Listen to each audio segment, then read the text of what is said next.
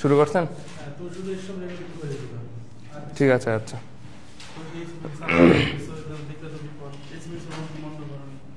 এইগুলা আচ্ছা,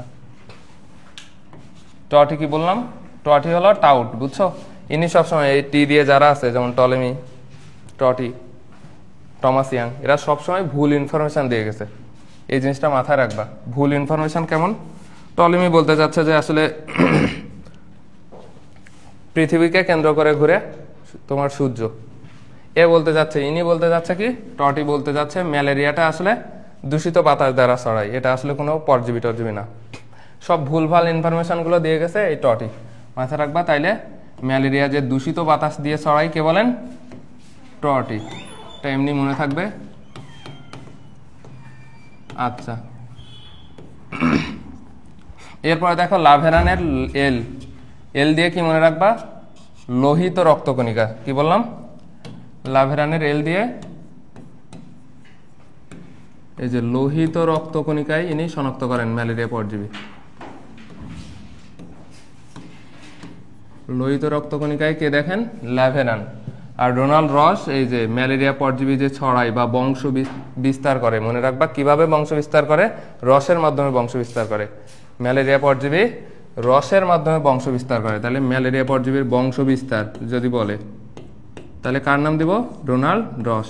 বুঝতে পারছো তিনজন বিজ্ঞানীর নাম? টটি টাউট কথা, মিথ্যা কথা বলছে। লাভেরানের ল দিয়ে লোহিত রক্তকণিকা। আর সর্বশেষ রস কি ম্যালেরিয়া পরজীবী বংশ বিস্তার করে রসের মাধ্যমে। এরপরে আমাদের ইম্পর্টেন্ট এই জিনিসটা আমরা লিখে ফেলি। প্লাজমোডিয়াম গণের, তাই তো? কয়টা প্রজাতি? 7টি প্রজাতি। মোট প্রজাতি আছে তাইলে 60। এর মধ্যে মানব দেহে রোগ সৃষ্টি করে কয়টা? 4টি। কয়টা? 4টি মানব দেহে রোগ সৃষ্টি করে।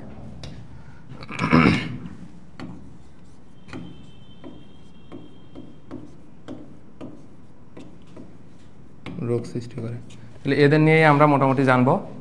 আমি একটু লিখি।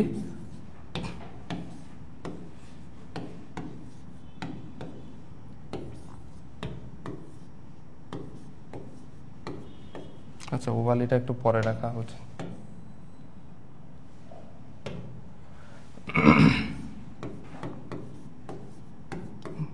এই সিকোয়েন্সে লেখো।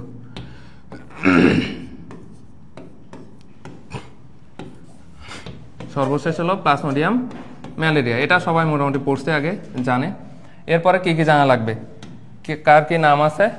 প্রথমে জানবো আমরা নামগুলো। নাম অনেক ইজি, কেমন বা কি রোগ সৃষ্টি করে এটা আমরা একটু দেখবো। ফ্যালসিপারামের এফ দিয়ে মনে রাখবা এ ফাউল, বুঝছো?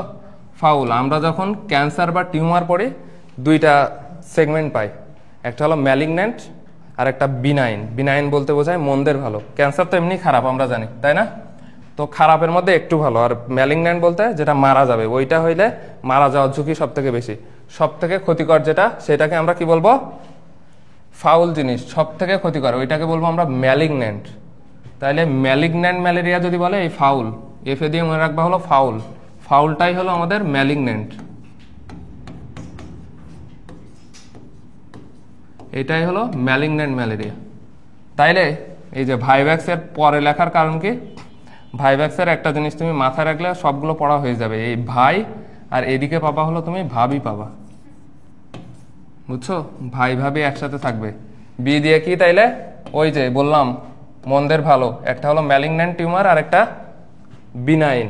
তাই ভাইভ্যাক্সটা হলো বিনাইন, এটাই হলো বিনাইন ম্যালেরিয়া তৈরি করে। ওভালে, ওভাল দ্বারা কি বোঝায় আমরা? গোল বা মৃদু এই টাইপের জিনিস বোঝাই না, যে মাইল্ড কোনো কিছু। তাহলে মৃদু বা মাইল্ড ম্যালেরিয়া যদি বলে, তাহলে সেটা আমরা কি পাবো? ওভালে। আর সর্বশেষ ম্যালেরিয়া, ম্যালেরিয়াটা মনে রাখবা এটা হলো 4 ডিগ্রি, 4 নম্বরে আছে বা সব থেকে, এদের সব থেকে ভালো কে? এই ম্যালেরিয়াটাই সব থেকে ভালো, এটা হলো 4 ডিগ্রি। তার মানে কি মনে রাখবো? কোয়ার্টার্ন, এটাই হলো কোয়ার্টার্ন। আচ্ছা, তাহলে এটা মনে থাকবে। ফ্যালসিপারাম কি বললাম? ফাউল। ফাউল হওয়ার কারণে কি করে? ম্যালিগন্যান্ট, সব থেকে খারাপ জিনিসটা তৈরি করে। ভাইভ্যাক্স কি বললাম, ভাই ভাবে দিয়ে মনে রাখবা, বি দিয়ে বিনাইন টার্সিয়ান ম্যালেরিয়া। ওভালি শব্দটা শুনলেই কেমন মনে হয়, মৃদু বা অল্প বা গোল, তাহলে মাইল্ড ম্যালেরিয়া তৈরি করে। আর সর্বশেষ 4 নম্বরে আছে কোয়ার্টান, মানে 4 ডিগ্রি, এটা তো আমরা জানি, তাই তো। আচ্ছা,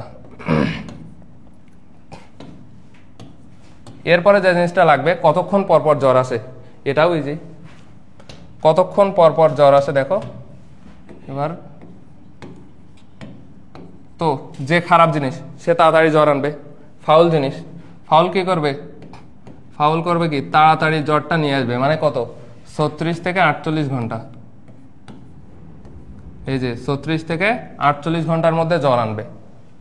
এরপরে দেখো এই যে ভাইভ্যাক্স, ওভালি, এরা সবাই 48 ঘন্টা পর পর জ্বর আনবে। আর সর্বশেষ কোয়ার্টান, এ তো আরো ভালো বললাম, এ কতক্ষণ পর, 72 ঘন্টা পর। তাহলে কি বললাম, ফাউল জিনিস, এ কারণে ফাউলের মতো কাজ করবে কি 36, দ্রুত জ্বর আনবে। ভাইভ্যাক্স আর ওভালি এরা 48 ঘন্টা পর পর। আর ম্যালেরিয়া ও সবার লাস্টে, ও সবকিছু দেরিতে করবে। ম্যালেরিয়াটা কি 72 ঘন্টা পর পর। এরপরে আমরা সুপ্তাবস্থা বলে একটা জিনিস জানি। সুপ্তাবস্থা, সুপ্তাবস্থা মানে কি বলে বলো তো, সুপ্তিকাল মানে কি, সুপ্তিকাল মানে কি বলো, সুপ্তিকাল মানে জীবাণু দেহে প্রবেশের কতক্ষণ পরে ও রোগ লক্ষণটা প্রকাশ করবে। আমার দেহে আজকে যদি ম্যালেরিয়া কামড়ায়, কখনোই আমার আজকে জ্বর আসবে না, বুঝছো, 5 থেকে 7 দিন টাইম লাগবে। তো এইটাকে আমরা কি বলছি, সুপ্তিকাল। ফাউল জিনিস, ও কি করবে, সব থেকে ক্ষতিকর না, ও কি দ্রুত জ্বর আনবে, বুঝছো। তাই এইটা দেখো 8 থেকে 15 দিন, 8 থেকে 15 দিন পর জ্বর আনবে, বুঝতে পারছো। এরপরে দেখো একটা কথা বলছিলাম, ভাই ভাবি, এই যে বি দিয়েই সব হয়ে যাবে। এই ব দিয়েই দেখো 12, ব দিয়েই 12, ব দিয়েই 20, বুঝছো, ব দিয়েই 12, ব দিয়েই 20, তাহলে 12 থেকে 20 দিন পর জ্বর নিয়ে আসবে। এরপরে দেখো ওভালে, এইটা মনে রাখবে, এর থেকে একটু কম, তাহলে 11 থেকে 16 না মনে রাখলেও চলবে। কটান, আমি তো বলছি এ সবসময় কি হবে, সব দেরিতে, তাই তো, একটু ভালো। কতদিন পর, 18 থেকে 40 দিন। এমনি মনে থাকবে, এই সিকোয়েন্সটা যদি মনে রাখো, তাহলে আমি আবারও বলি, যেটা ম্যালিগনেন্ট সে সবসময় খারাপ, ফাউল জিনিস, এ কারণে এ কি করবে, দ্রুত জ্বর আনবে, আবার দ্রুত লক্ষণ প্রকাশ পাবে। কতদিন, 8 থেকে 15। ভাই ভাবি, ব দিয়েই 12 থেকে 20 মনে থাকবে এমনি। ওভালি কি বললাম, এ আনবে 11 থেকে 16, এই যে 12 11, 12 11। আর সর্বশেষ প্লাজমোডিয়াম ম্যালেরিয়া কতদিন পর, 18 থেকে 40। সব থেকে বেশি বেশি যা আছে সব এর মধ্যেই থাকবে। তুমি যদি 18 থেকে 40টাই মাথায় রাখো, এটা কিসের মধ্যে যাবে এমনি মাথায় রাখতে পারবা। আচ্ছা, মোটামুটি এইগুলোই লাগবে। এরপরে আরেকটা জিনিস লাগতে পারে, গ্যামিটোসাইটগুলো কতদিন বাঁচে, গ্যামিটোসাইট কতদিন বাঁচে, এই জিনিসটা তোমার লাগতে পারে। প্লাজমোডিয়াম ফ্যালসিফ্রামের গ্যামিটোসাইট মানুষের রক্তে কতদিন বাঁচে, তো লেখা যাবে না, এই পাশেই লিখে দিই।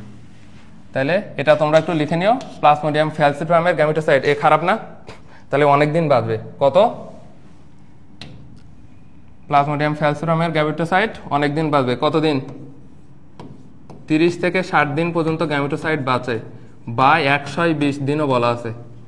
কি বললাম, প্লাজমোডিয়াম ফ্যালসিফ্রামের গ্যামিটোসাইট কতদিন বাঁচে, 30 থেকে 60 দিন। মানে এই দিনের মধ্যে যদি আবার মশকি না কামড়ায়, তাহলে এটা মারা যাবে, বুঝছো, এই কারণে বেশি দিন বাঁচবে। এইটা আমরা আসলে কিভাবে বুঝি, আমরা মনে করি কেমন, মনে করো যে আগে মশকিতে ছিল, পরে একজনকে কামড়াইলো, সব হয়ে গেল, এটা না।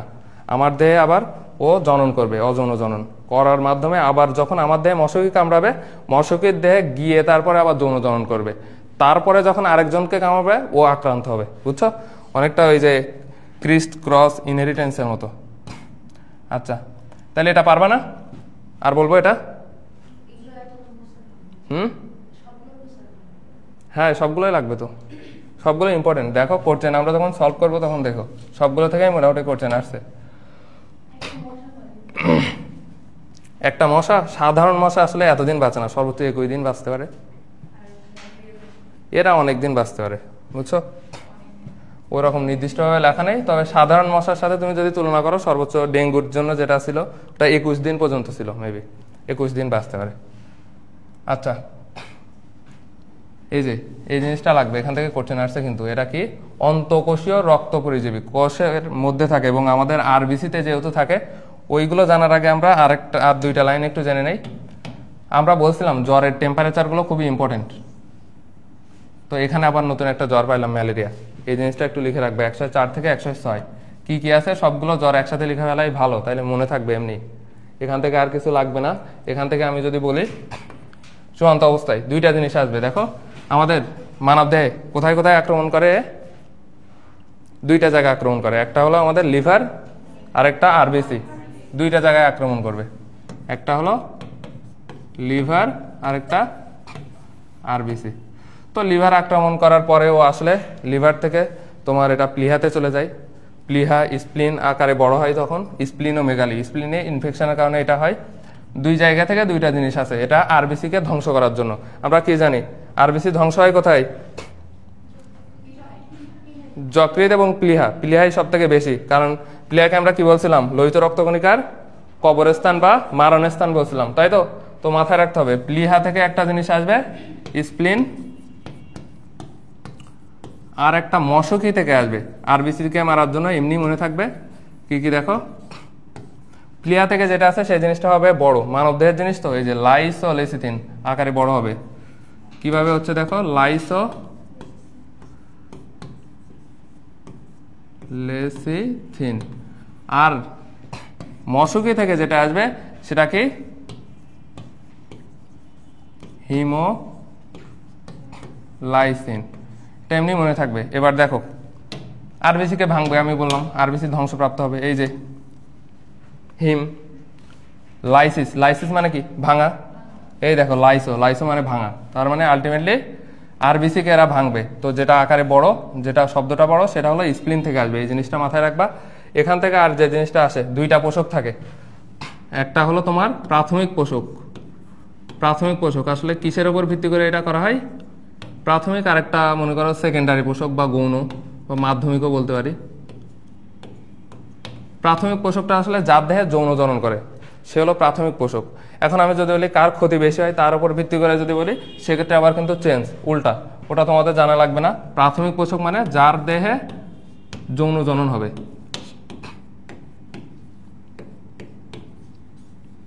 যার দেহে যৌন জনন হবে। তাহলে যৌন জনন হয় কার দেহে? মশকের দেহে। তাহলে প্রাথমিক পোষক কাকে বলবো? মশকি, কারণ তার দেহে যৌন জনন হয়। আর সেকেন্ডারি পোষক কে তাইলে? মানুষ, কারণ কি? মানুষের দেহে অযৌন জনন হয়। এটা মনে থাকবে। এরপরে কি কোশ্চেন আসে? এখান থেকে আমি যদি বলি একটা কোশ্চেন দিব, তাহলে দিব কেন মশকি কামড়াচ্ছে? মশকি থেকে কেন বংশ বিস্তার করে? এর কারণটা হলো যে মশকির যে ডিমটা আছে সেটা পরিস্ফুটন হওয়া লাগবে না, ওই পরিস্ফুটনের জন্য রক্তের প্রয়োজন হয়, বুঝছো? ওই পরিস্ফুটনের জন্য উষ্ণ রক্তের প্রয়োজন হয়। আর মশার পেটে তো আর ডিম থাকবে না, তার কারণে ওর কোনো পরিস্ফুটনের দরকার নেই। এ কারণে ও কামড়ায় না, ও কি করে? ফুলে ফুলে ঘুরে বেড়ায়। এখন দেখবা যে অনেক বাড়িতে কি দেখা যায়, মনে করো যে স্ত্রী তোমার মনে করো যে কাজকাম করে, তখন সেক্ষেত্রে দেখভাল করে পুরুষ, খুব কম, রেয়ার দেখা যায় যদিও, তারপরেও দেখা যায়। তো ওই টাইপের জিনিস, এ ফুলে ফুলে ঘুরে বেড়ায়, কাউরে কামড়ায় না। এখান থেকে খুব ইম্পর্টেন্ট, এখান থেকে বারবার একটা কোশ্চেন আমি যদি বলি, তাহলে এটা কিন্তু রিটেনের জন্য, বুঝতে পারছো? এটা কিন্তু আসবেই, মাস্ট। এখান থেকে কি কি লাগবে? দুইটা ধাপ আমি বললাম। মানব দেহে কি ঘটে? অযৌন জনন ঘটে। আর মশকির দেহে যৌন জনন। অযৌন জনন কোথায় আক্রমণ করে? একটা হলো আমাদের লিভার, আর একটা আরবিসিকে আক্রমণ করে। তো লিভারে যেটা আক্রমণ করবে, লিভারকে আমরা কি বলি? হেপাটিক বলি না? লিভারে যেটা আক্রমণ করবে সেটাকে আমরা বলবো হেপাটিক সাইজোগনি। আর যেটা মশকিতে আক্রমণ করবে ওটা আলাদা ভাগ আছে। যেহেতু ওখানে দেখো যৌন জনন ঘটে, তাহলে কি তৈরি হবে? এমনিই পারবে, এই যে গ্যামিট, স্পোর, এমনি পারবা। হেপাটিক সাইজোগনির মধ্যে আবার দুইটা ভাগ আছে, প্রি এরিথ্রোসাইটিক। দুইটা প্রি, একটা আগে ঘটে আর একটা পরে। এটা আসলে এরিথ্রোসাইটের পরে না এমন না, হেপাটিকের মধ্যেই দুইটা ভাগ, একটা প্রি আর একটা এক্সো এরিথ্রোসাইটিক সাইজোগনি।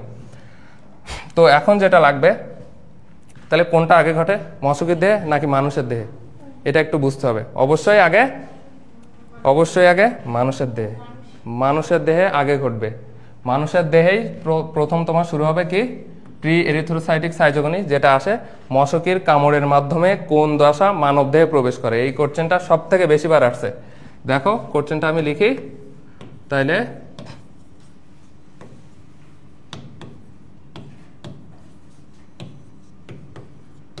মশকের কামড়ের মাধ্যমে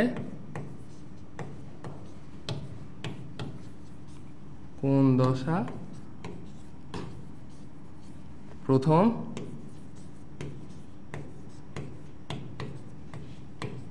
মানবদেহে প্রবেশ করে। একই করছেন, কতগুলো অ্যান্সার হইতে পারে দেখো। Sorry answer. আর আরেকটা কোশ্চেন আসতে পারে কেমন, সেম জিনিস, মানব দেহে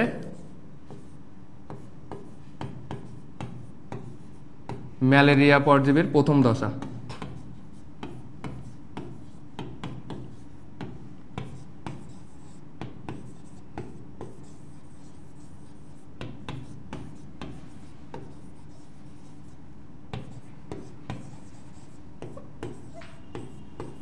কি বললাম, মানব দেহে ম্যালেরিয়া পরজীবীর প্রথম দশা কোনটি, এটাও আসতে পারে। অযৌন জননের প্রথম দশা কোনটি,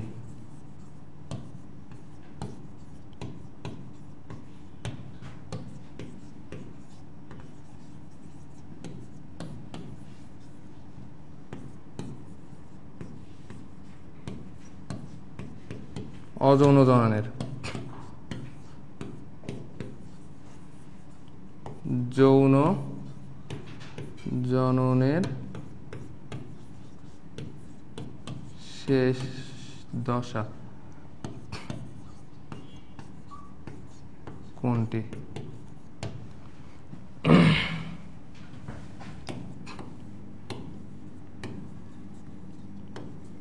মশকের দেহের শেষ দশা কোনটি। দেখছো কতগুলো করছেন, সব কিন্তু একটা উত্তর। আমি একটা জিনিস ভুল বলছি, আসলে আগে ঘটবে হলো মশকের, বুঝছো, মশকের দেহে আগে ঘটবে, তারপরে এসে তোমার মানব দেহে আসবে। এটা ভুল বললাম আমি। আসলে মশকের দেহের যে যৌন জনন সর্বশেষ ধাপ যে স্পোরোজয়েড, মশকই তারপরে মানুষটা কামড়াচ্ছে, কামড়াইলে তখন ওই স্পোরোজয়েড দশাটাই মানব দেহে প্রবেশ করতেছে। তার মানে দেখো যৌন জননের শেষ ধাপ স্পোরোজয়েড, মানব জীবনে যেটা প্রবেশ করতেছে কামড়ের মাধ্যমে কি স্পোরোজয়েড না, এটাও আবার প্রথম ধাপ। আর কি কি করছেন বলছে, কামড়ের মাধ্যমে কোন দশা, ওই তো যেটা শেষ ধাপ, ওটাই তো কামড়ের মাধ্যমে প্রবেশ করবে। আচ্ছা, এরপরে বলছে ম্যালেরিয়া পরজীবীর প্রথম দশা মানব দেহে, ওইটাই প্রবেশ করতেছে প্রথম দশা স্পোরোজয়েড। অযৌন জননের প্রথম দশা কোনটি, এই তো মানব দেহেই তো অযৌন জনন ঘটে, তাহলে প্রথম দশা কি স্পোরোজয়েড। যৌন জননের শেষ ধাপ, যৌন জনন কোথায় ঘটে, মশকের দেহে, তাহলে এটা স্পোরোজয়েড। আর সর্বশেষ কি লিখলাম, মশকের দেহের শেষ দশা। বুঝতে পারছো, তাইলে সবগুলোর উত্তর কিন্তু এক, উত্তর কি স্পোরোজয়েড।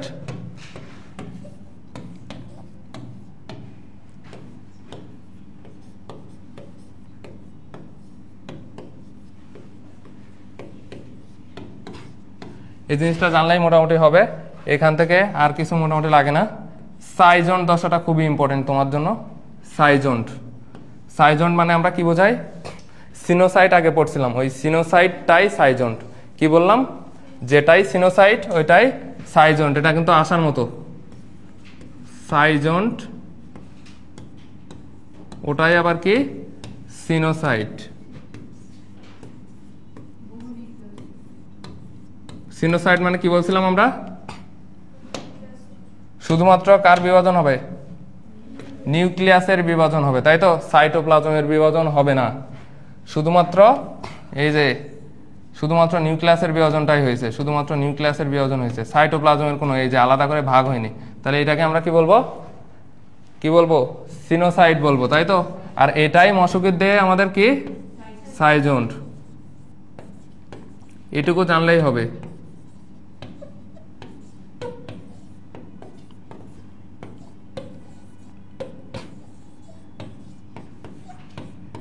বহু নিউক্লিয়াস বিশিষ্ট দশাকে আমরা কি বলছি? সাইজন্ট। আচ্ছা, এখান থেকে আর কিছু লাগবে না।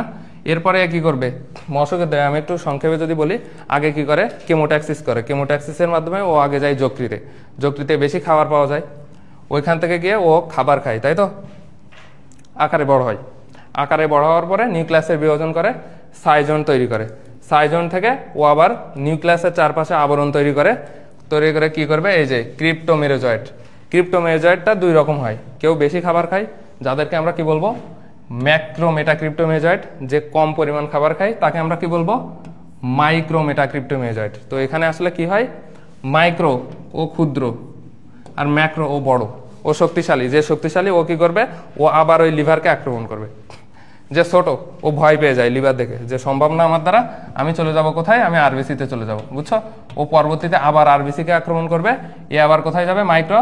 এ আবার চলে যাবে যকৃতে। বুঝাতে পারলাম? তাহলে কি হলো?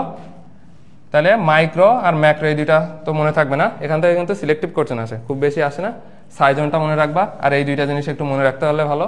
মাইক্রো যেটা ক্ষুদ্র, ও আরবিসিতে আক্রমণ করবে, এই যে পরের ধাপে চলে যাবে। আর যেটা ম্যাক্রো, ও শক্তিশালী, ও আবার লিভারকে আক্রমণ করবে। এইভাবে চলতে থাকবে দশা। এরিথ্রোসাইটিক সাইজোগনি, লোহিত রক্তকণিকায় যেটা হচ্ছে, এখানেও সেম। এই ধাপগুলো কিভাবে মনে রাখবা? মনে রাখবা যে সকল এই যে আনকমন নাম যেগুলো আছে, ভালো ভালো নাম, ট্রফোজয়েড, সিগনেট রিং, অ্যামিবয়েড ট্রফোজয়েড, সাইজন্ট। এই সাইজন্ট তাহলে দুই জায়গায় হচ্ছে, কিন্তু এও কি করবে? এও তোমার মনে করো যে আরবিসি যাবে, আরবিসি কোষকে আক্রমণ করবে, ওখানে খাবার খাবে, বুঝছো? ঠিক সেম কাজটাই করবে একাধিক নিউক্লিয়াস বিশিষ্ট। তো এখানে আরেকটা জিনিস হয়, এখানে ও যখন খাবার খেয়ে আকারে বড় হয়, হওয়ার পরে ওর নিউক্লিয়াসটা একটু উপরের দিকে চলে যায়, বুঝছো? এই যে এইরকম আকৃতির একটা গঠন দেখা যায়, নিউক্লিয়াসটা উপরে সরে যায়, আর মাঝখানে একটা গহ্বর তৈরি হয়। তো এটা দেখতে কেমন? রিং এর মতো লাগতেছে না? তো এই রিংকে বলে আমরা সিগনেট রিং, সিগনেট রিং বলি। আর অ্যামিবয়েড ট্রফোজয়েড নিয়ে আমরা যেটা জানবো, অ্যামিবা মানে কি বোঝায় বলো তো? অ্যামিবয়েড কথাটা দ্বারা আমরা এর আগেও পড়ছি, নিউট্রোফিলের মধ্যে পড়ছিলাম মেবি, না? কি করে আসলে? আকারটা পরিবর্তন করে। এখন মনে করো ডাব্লিউবিসি এক জায়গায় যাবে যেখানে এইরকম একটা ছিদ্র আছে, ও তখন ওর আকার পরিবর্তন করে ছোট হয়ে যাবে। ছিদ্র আছে লম্বা, ও তখন এই আকারটা আবার ও লম্বায় ধারণ করবে, বুঝছো? এরকম যে বিভিন্ন জায়গায় প্রবেশের জন্য ওর যে আকার পরিবর্তন, এটাকে আমরা কি বলি? অ্যামিবয়েড বলি, অ্যামিবা আকৃতির। অ্যামিবয়েড ট্রফোজয়েডের মধ্যে সব থেকে ইম্পর্টেন্ট লাইন এর মধ্যে আছে, কি আছে? সাফনার্স দানা। এর মধ্যে একটা দানা দানা দেখা যায় সাইটোপ্লাজমে, এটাকে আমরা কি বলি? এটা কিন্তু আসবেই, সাফনার্স দানা। এই সাফনার্স দানার কাজটা কি? ম্যালেরিয়া জীবাণু যে আছে আমরা কিভাবে বুঝবো? এই দানাটা দেখেই। তাহলে ম্যালেরিয়া রোগ শনাক্তকরণে কোনটা?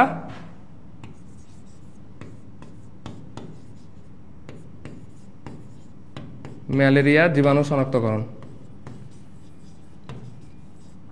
আচ্ছা, মনে থাকবে তাইলে? কি বললাম? এখন আর কি করছে না আসতে পারে যে সাফনাস দানাটা কোথায় দেখা যায়? কি বললাম? সাফনাস দানাটা কোথায় দেখা যায় এটাও আসতে পারে। তাহলে কি কি মনে রাখবো? এখান থেকে পড়া কিছুই নাই, আনকমন যা যা আছে সব এর মধ্যে পাবা। এর মধ্যে অ্যামিবয়েড ট্রফোজয়েডটা একটাই মাত্র দশা, যেখানে আমরা সাফনাস দানা, সাইটোপ্লাজমে ছোট ছোট দানা দেখা যায়। এইটা দেখেই আমরা বুঝবো যে আসলে ওর ম্যালেরিয়া হয়েছে, বুঝছো? এটা সবার জন্য ইম্পর্টেন্ট। আর সিগনেট রিং তো বললাম, সাইজন মানে এর ক্ষেত্রেও বহু নিউক্লিয়াস বিশিষ্ট দশা, তাই তো? আচ্ছা, কতদিন টাইম লাগে হেপাটিক সাইজোগনি? এটা একটু জানতে হবে। 7 থেকে 10 দিন, একটু লিখে রাখো। তাহলে হেপাটিক সাইজোগনি এটাই আমাদের টাইম লাগে কতদিন? 7 থেকে 10 দিন। এখানে বুঝলাম মোটামুটি। এখান থেকে কিন্তু আর করছেন নাই, পড়া এবং অনেকটাই শেষ আমাদের। তাহলে যা যা বলছি এর মধ্যে আছে। বহু নিউক্লিয়াস, কয়টা নিউক্লিয়াস একটু দেখতে পারো? 1000 থেকে 1200, খুব বেশি ইম্পর্টেন্ট বলবো না। এই সাইজন্টের নিউক্লিয়াসটা অনেক বেশি। পরবর্তীতে যখন এরিথ্রোসাইটিক সাইজোগনি পাবা, এখানে নিউক্লিয়াসটা আরও কম। একটু জাস্ট দেখে রাখো। এখান থেকে আমরা যদি বলি, এই যে কতদিন টাইম লাগে? 7 থেকে 10 দিন।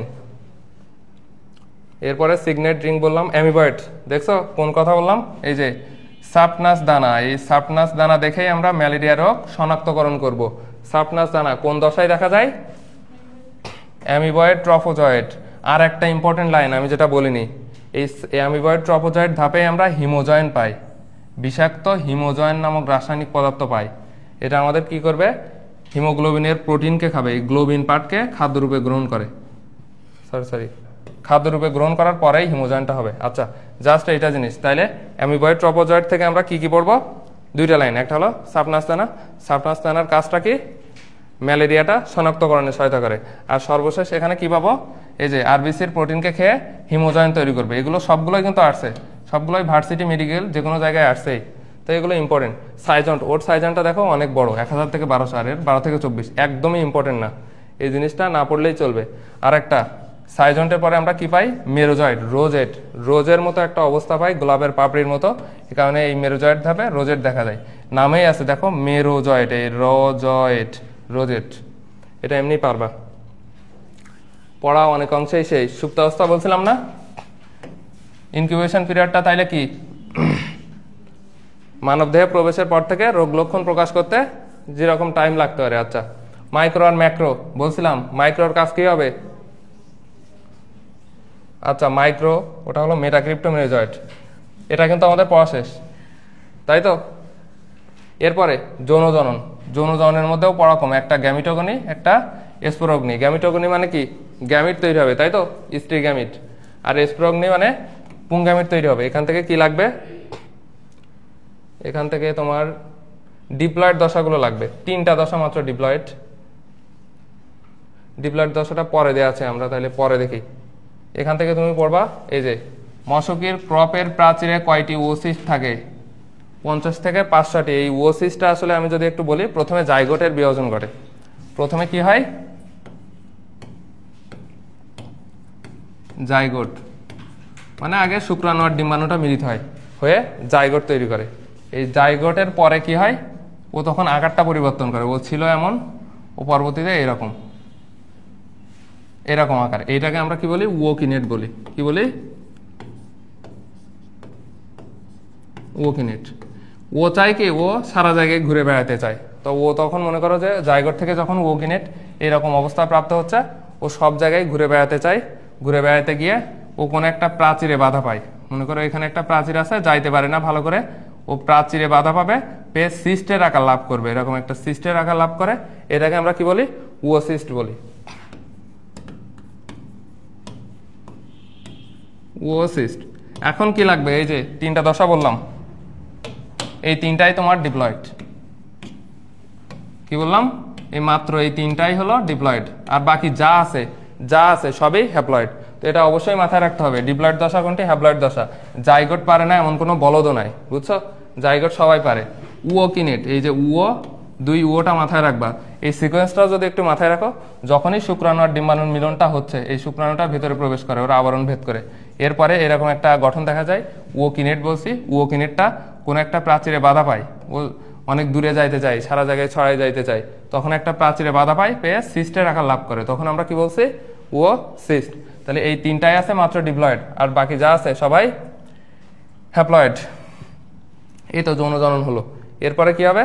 আবার আক্রমণ করবে না, আরেকটা মানুষকে আক্রমণ করবে, তখন এই লালা গ্রন্থিতে স্প্রোজয়েড দশা আছে 3,26,000, মেবি 3,26,000 স্প্রোজয়েড দশা আছে। এর মাধ্যমে 10% মানবদেহে প্রবেশ করাবে। এইটুকুই জাস্ট জানবা, 10%। হ্যাঁ হ্যাঁ, আসার মতো ইম্পর্টেন্ট। 50 থেকে 500, 3,26,000, এই দুইটা ইম্পর্টেন্ট। জনক্রমটম এগুলো লাগে না।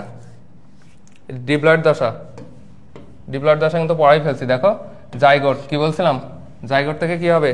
একটা লম্বা আকার লাভ করবে, ওকিনেট। ওকিনেটটা কোথাও একটা বাধা পাবে, সিস্টের আকার লাভ করবে, এই তারপরেই মায়োসিসটা শুরু হবে। এই কারণে বাকি সবগুলো হ্যাপ্লয়েড। দরকার নাই তো এগুলো জানা, 3টা জানলেই তো এনাফ। আচ্ছা, যৌনক্রমের তাৎপর্য লাগবে উদয়। অযৌন চক্র, তাহলে এটা তোমার রিটেনের জন্য ইম্পর্টেন্ট। সকল তোমার পার্থক্য ইম্পর্টেন্ট, অযৌন আর যৌন এমনি লিখতে পারবা। এটা আমরা বলছিলাম প্লাজমোডিয়াম ফ্যালসিফ্রাম থেকে গ্যামেটোসাইট 30 থেকে 60 দিন, এমনকি 120 দিন বাঁচে। এটা আমাদের বলা হয়নি। ভাইভ্যাক্স থেকে গ্যামেটোসাইট 7 দিন বাঁচে। একটু অ্যাড করে দিই তাহলে।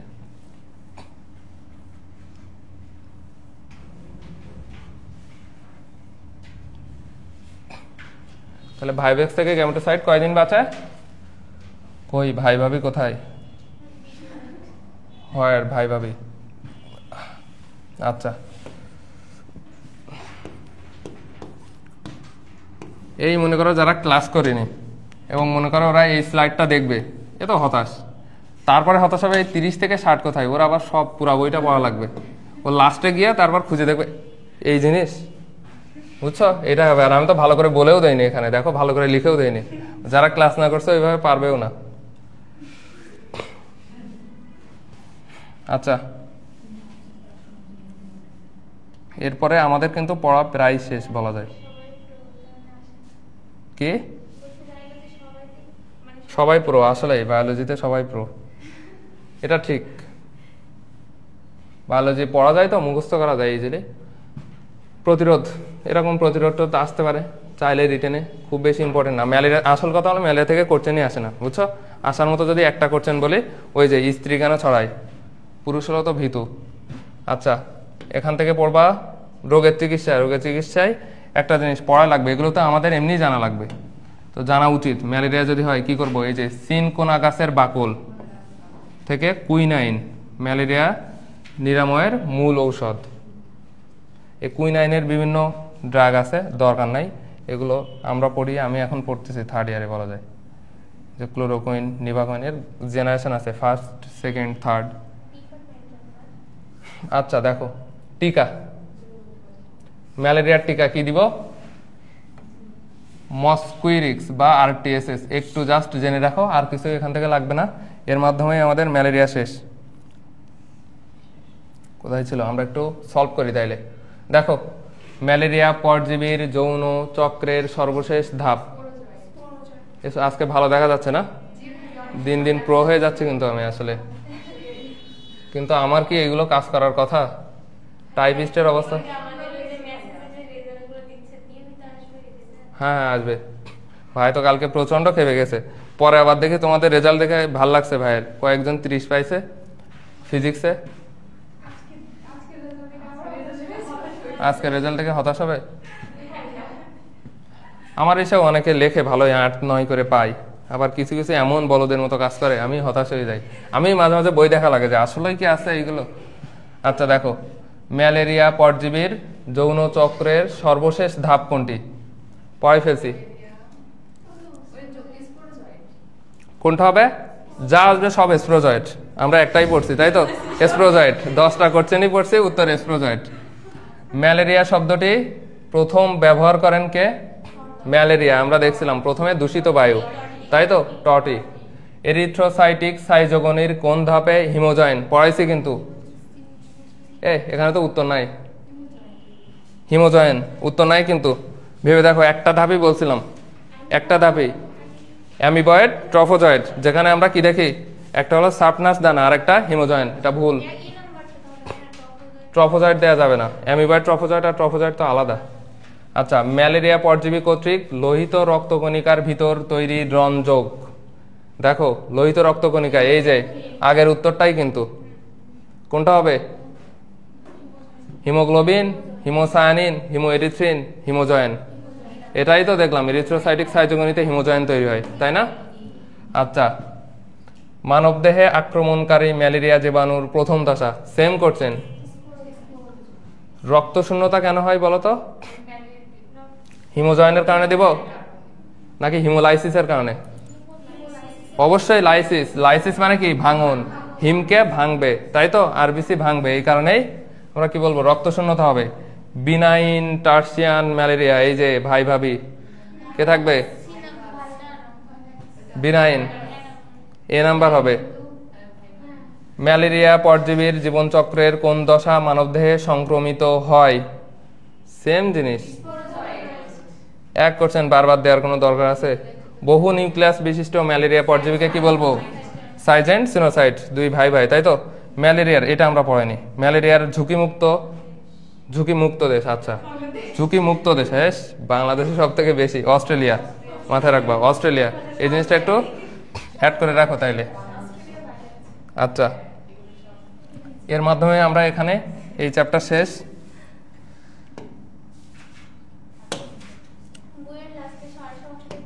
দরকার নাই সারসংক্ষেপ একদমই, তাহলে এটা হলো আমাদের।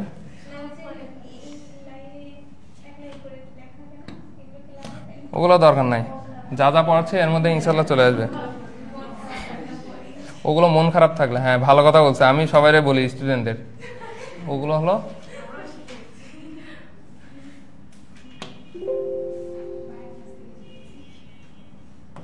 বোটানি 4 এর লাস্ট 4.3 ম্যালেরিয়া তাইলে অনেক সোজা না? আলহামদুলিল্লাহ ডান নাকি? আচ্ছা, এরপরে আমরা বায়োটেকনোলজি আরো মজার চ্যাপ্টার। এটা সবাই পারে, সবাই বিজ্ঞানী। এখানে কিন্তু অনেকগুলো বিজ্ঞানীর নাম আছে।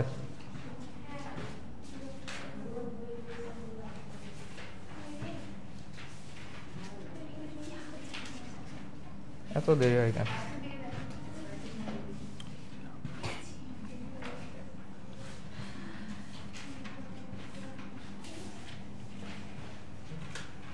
আচ্ছা, ভাইরাস ব্যাকটেরিয়া কি হয়েছে পড়া? মোটামুটি পড়ছো? কেন? একবার অন্তত দেখে রাখতে হতো। আর কালকে যেহেতু নাই, সেহেতু কালকে দেখো।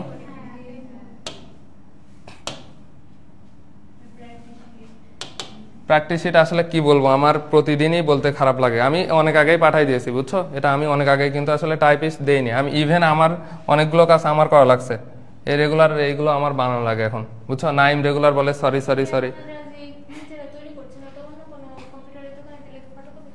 এখন এটা তো আসলে নাইম মেনটেন করে, কারণ এখানে টাকা পয়সা দেওয়া লাগে তো, বুঝছো? তো এই কারণে নাইম ওইটা হ্যান্ডেল করে। 2 জন ছিল, একজন অসুস্থ হয়ে গেছে, উনি আর করবে না বলে দিছে। এখন একজনই করে। নাইম সকালে মেসেজ দিচ্ছে যে আমার দ্বারা সম্ভব না, এখন সে দেখতেছে না টাইপিস্ট, এখন তুই কি করবি কর। আজকে তো আমার ক্লাস নেওয়ারও কথা না। এখন এই কারণে মনে করো যে একটু হয়ে যাচ্ছে, পেয়ে যাবো একসাথেই, আজকে হয়তো দিয়ে দিবে। দেখো, বায়োটেকনোলজি কয়েকটা বিজ্ঞানীর নাম। প্রথমে আমরা কি জানবো, এক পাশে লিখে রাখবো, একটা হলো এরেকি। সর্বপ্রথম বায়োটেকনোলজি শব্দটি ব্যবহার করেন কে? কার্ল এরেকি। তাহলে এটাই লাগবে।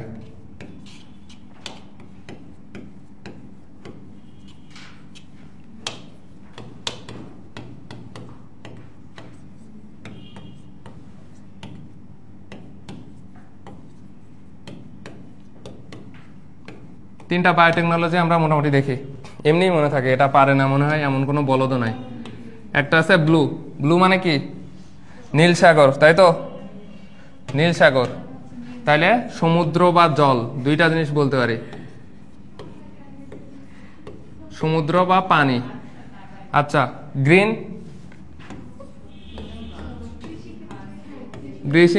বলতে কি বোঝায়? সবুজ যা যা আছে, তাই তো? তার মানে মেনলি কৃষি, তাই তো? আরেকটা আছে রেড হোয়াইট, তাই তো? এই যে রেড ক্রিসেন্টের প্রতীক তোমরা দেখছো না, এই যে এই টাইপের। তাহলে এটা কি? এটা সব থেকে বেশি এখন দেখা যায় ওই যে গাজায় যে ধ্বংসযজ্ঞ হয়েছে, যারা তোমার মনে করো সার্ভিসটা দেয়, চিকিৎসা দেয়, ওদের এই প্রতীকটা দেখা যায়। তাহলে এটা কোন রিলেটেড? চিকিৎসা। আচ্ছা, মোটামুটি এখানের পড়াশোনা। এরপরে দেখো আছে কি জীব প্রযুক্তির অবদান। এগুলো কি দরকার আমাদের? একদমই দরকার নাই। এগুলো কখন পড়বো? যখন মন ভালো থাকবে না বা আমরা গবেষণা করতে যাব, তখন এগুলো পড়বো যে এই করা যাইতে পারে। আমাদের পড়াশোনা এখানে টিস্যু কালচার। এখান থেকে সব থেকে বেশি ঝামেলা হয় কোথায়? এই চ্যাপ্টার পড়লেই বুঝতে পারবো। একটা হলো কোনটা টিস্যু কালচারের উদাহরণ, কোনটা রিকম্বিনেন্ট ডিএনএ বা জিএম এর উদাহরণ। দুইটা জিনিস এমনি বুঝতে পারবা। টিস্যু কালচার মানে কার? একটা জিনিস মাথায় রাখবা, টিস্যু কালচার মানে সবসময় উদ্ভিদের। এই জিনিসটা মাথায় রাখলেই চলবে। কয়েকটা লাইন আছে। একটা আছে টটিপোটেন্সি, আমরা এর ক্ষেত্রে পড়ছি না, ইন্টারস্টিশিয়াল কোষ, টটিপোটেন্ট কোষ।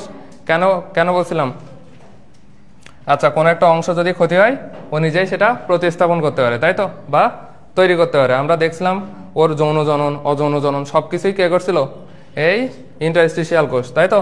ঠিক সেমভাবে প্রতিটি সজীব কোষ, যে কোনো একটা কোষের পূর্ণাঙ্গ উদ্ভিদে পরিণত হওয়ার ক্ষমতা, এটাকে টটিপোটেন্সি বলে। কি বললাম?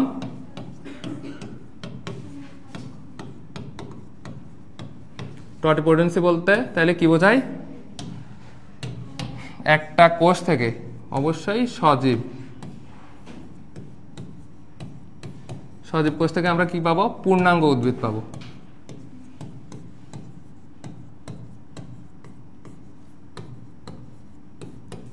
সজীব কোষ থেকে একটা পূর্ণাঙ্গ উদ্ভিদ পাবো, এটাকে আমরা কি বলবো?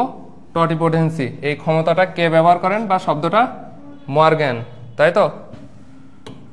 মরে জ্ঞান দিবে, মরে জ্ঞান দিচ্ছে, মরে গিয়ে তারপর জ্ঞান দিচ্ছে কি? সজীব কোষ থেকে পূর্ণাঙ্গ উদ্ভিদ তৈরি হবে। আচ্ছা, এরকম মানুষ থাকে আমাদের জীবনে। এরপরে দেখো মাইক্রো প্রপাগেশন, খুব সহজ জিনিস।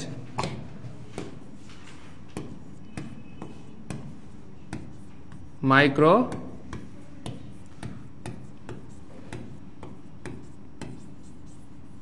দেখো শব্দটার মধ্যেই আছে, মাইক্রো মানে কি? ক্ষুদ্র। প্রোপাগেশন, প্রোপাগেশন মানে কি বোঝায়? পূর্ণাঙ্গ উদ্ভিদ বা পূর্ণাঙ্গ একটা জিনিস তৈরি, এটাকে প্রোপাগেশন। তাহলে একটা ক্ষুদ্র অংশ থেকে পূর্ণাঙ্গ উদ্ভিদ তৈরির প্রক্রিয়া, এটাকে কি বলবো? Micro propagation. তাইলে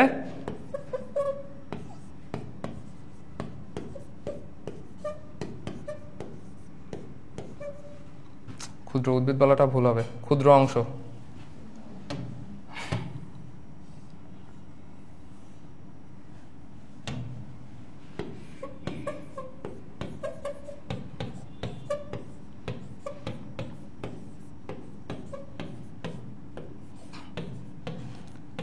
আর কি কি আসতে পারে তোমার? ক্লোনিং। এরপরে আসবে ক্লোন বা ক্লোনিং। ক্লোনিং বলতে আমরা কি বোঝাই? কপি বোঝাই, তাই তো? তার মানে কপি করব, হুবহু কপি করা, কিন্তু কোনো নতুন বৈশিষ্ট্য আসবে না, হুবহু কপি। এই হুবহু কপিকে আমরা কি বলছি? ক্লোনিং বলছি। এখানে আসবে, ক্লোনিং থেকে কোশ্চেন আসছে অলরেডি। ক্লোনিং এর ক্ষেত্রে কোনটি সঠিক নয়? অবশ্যই কি এখানে মিউটেশন, ভেরিয়েশন এগুলো হওয়ার কোনো সম্ভাবনা নাই। হুবহু কপি করব, তার মানে কি? বহু জিনিস তৈরি করব না?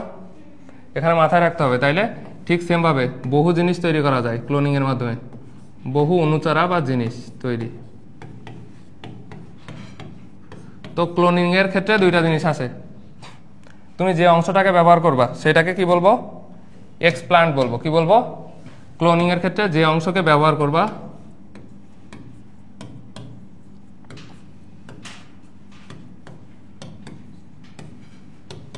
যে অংশকে আমরা ব্যবহার করব সেটাকে আমরা কি বলবো?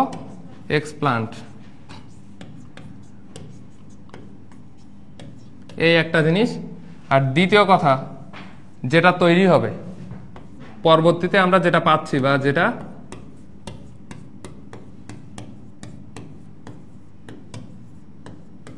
এটাকে আমরা কি বলবো? অনুচারা বলবো। কি বলবো? অনুচারা। এই অনুচারার ইংরেজি নাম থেকে আসছে প্লান্টলেট, মাথায় রাখবা,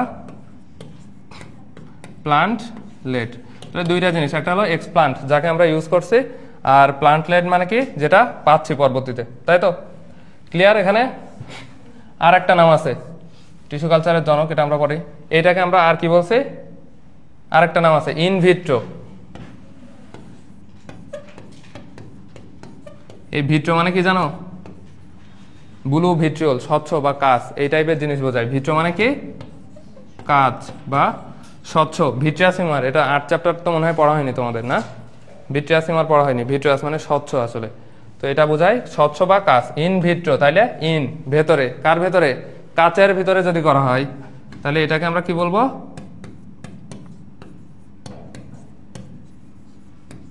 কাচের ভেতরে। কিন্তু আমি বলছি কিন্তু ইন ভিট্রো, কাচের ভেতরে, কিন্তু অবশ্যই কোষের বাইরে, কিন্তু কোষের বাইরে।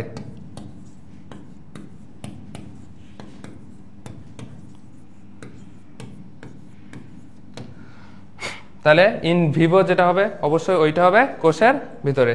বুঝতে পারছো? এখানে আর আশা করি ভুল হবে না। সর্বশেষ জনকের নাম জানা লাগবে, বিজ্ঞানী হ্যাবারল্যান্ড। এই যে হ্যাবারল্যান্ড কি? টিস্যু কালচারের জনক।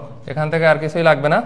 এরপরে দুইটা জিনিস আমরা পড়বো, নির্বীজ বা নির্জীব, যাই বলো দুইটাই রাইট। নির্বীজ বা নির্জীব, এখানে আসলে কি? জীবাণুটা মেরে ফেলা, তাই তো? এটা দুই পদ্ধতিতে আমরা করতে পারি। একটা হলো গরম বায়ু ওভেন। কি বলছি? গরম বায়ু ওভেন, দুইটা পদ্ধতিতে করতে পারি। আর একটা হলো অটোক্লেভ। দুইটার কাজই কিন্তু সেম। দুইটার কাজই সেম। কি বললাম? গরম বায়ু ওভেন আর একটা অটোক্লেভ হট এয়ার ওভেন। এর মধ্যে কে ভালো বলতে পারবা? সব থেকে ভালো হইতে পারে কোনটা? অবশ্যই অটোক্লেভ, এই হলো বস।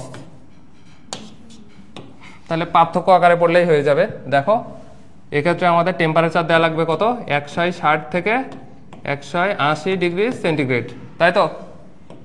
আর এদিকে মাত্র টেম্পারেচার 121, এটা হলো একদম পার্মানেন্ট টেম্পারেচার 121 ডিগ্রি সেন্টিগ্রেড। তাহলে কি বললাম? 160 থেকে 180 ডিগ্রি সেন্টিগ্রেড আর 121। সর্বশেষ কত টাইম লাগবে? এরপরেও দেখো টাইম লাগতেছে কত? 1 থেকে 2 ঘন্টা। ভাবা যায়? এরপরে দেখো অটোক্লেভের ক্ষেত্রে এই টেম্পারেচারটা আমরা কমায় আনবো। কেমন? T20 করে দিব, বুঝছো? T20 খেলবো। এর ক্ষেত্রে একটা এক্সট্রা জিনিস লাগে, প্রেসার লাগে। প্রেসার 15 পাউন্ড, সম্ভবত পাউন্ডেই হইতে পারে, দেখি। এই তো হয়েই গেল। তাহলে দেখো মনে থাকবে P15 T20 আর এটা 121, এটা এমনি মনে থাকবে, এই যে 20-21। আচ্ছা এরপরে আর কি লাগতে পারে? এখান থেকে আরেকটা জিনিস বলা হয়নি, ফরসেপ, নিডল, স্কালপল। এদের ক্ষেত্রে আমরা কি করতে পারি? এটা আসলে সার্জারিতে বেশি ব্যবহার করা হয়, বিভিন্ন জিনিস কাটাকোটার কাজে। এটা যেমন তোমার উদ্ভিদ সার্জারিও হইতে পারে, সেটা প্রাণীতেও হইতে পারে। সার্জারির ক্ষেত্রে এদের ক্ষেত্রে 95% অ্যালকোহল, বেশি ইম্পর্টেন্ট না, এমনি দেখতে পারো। এখানে পড়বো না আমরা আপাতত। হ্যাঁ বলো। ওই তো সার্জারির কাজে, কাটাকাটার কাজে যেগুলো ব্যবহার করা হয়, কাঁচি টাইপের হইতে পারে। আচ্ছা আবাদ মাধ্যম তৈরি এখান থেকে। তাহলে এক্সপ্লান্ট বুঝতে পারছো? এক্সপ্লান্ট কোনটা বললাম আর প্লান্টলেট কোনটা বললাম? যেটাকে আমরা সংগ্রহ করছি বা যেটাকে কাজে লাগাচ্ছি সেটা হলো এক্সপ্লান্ট। পরবর্তীতে যেটা পাবো সেটা অনুচারা বা প্লান্টলেট। কালচার মিডিয়াম তৈরির জন্য আরও কিছু আমাদের উপাদান লাগে। কেমন উপাদান লাগে? তোমার 3টা জিনিস। একটা গৌণ বা মুখ্য উপাদান, এর মধ্যে মনে রাখবা সুক্রোজ 2 to 4, এটা আসলে মুখস্থ করতে হবে। ফাইটো হরমোনের কাজ কি বলো তো? জিব্রেলিন একটা হরমোন, এগুলো বৃদ্ধি পোষক। এই হরমোনগুলো আসলে কি? বৃদ্ধি পোষক। 2টা জিনিস না জানলেই নয়। একটা হলো মাধ্যমকে আমরা ঘন করব,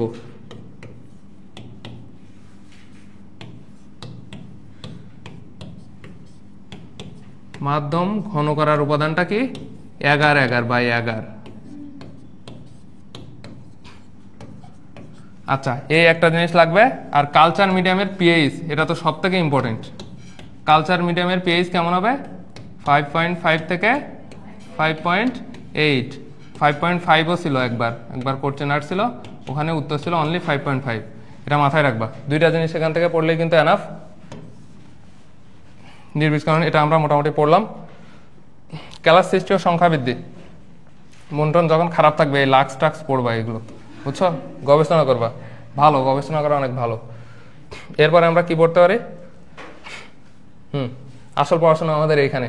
প্রথমে দেখো কি বলছে, হুবহু মাতৃ গুণাগুণ সম্পন্ন চারা উৎপাদন বা মাইক্রো প্রোপাগেশন।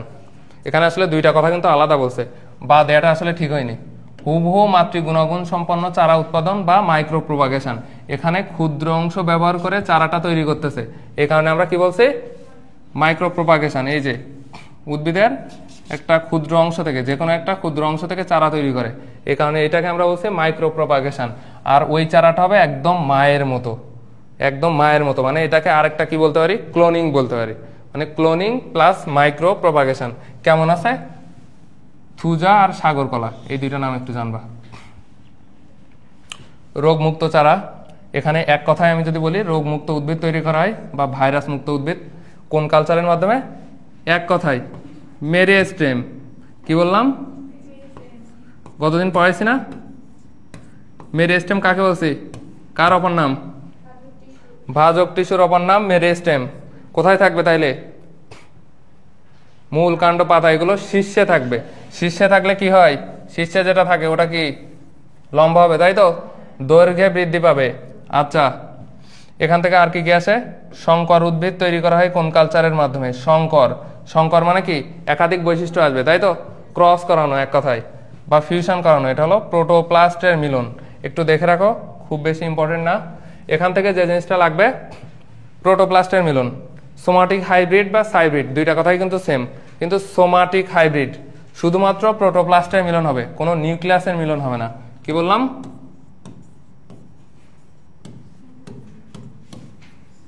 Somatic hybrid.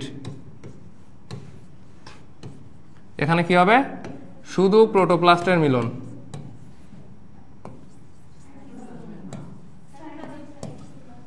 ওই যে সাইটোপ্লাজম প্রোটোপ্লাস্ট দুইটাই এখানে আছে, দেখো এই যে প্রোটোপ্লাস্ট প্লাস সাইটোপ্লাজমের মিলন, কোনো নিউক্লিয়াসের মিলন হবে না, বুঝছো?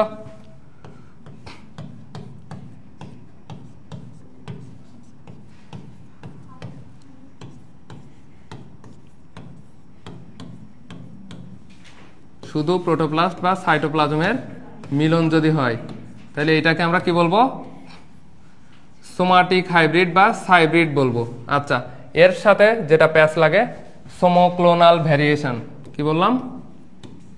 সোমোক্লোনাল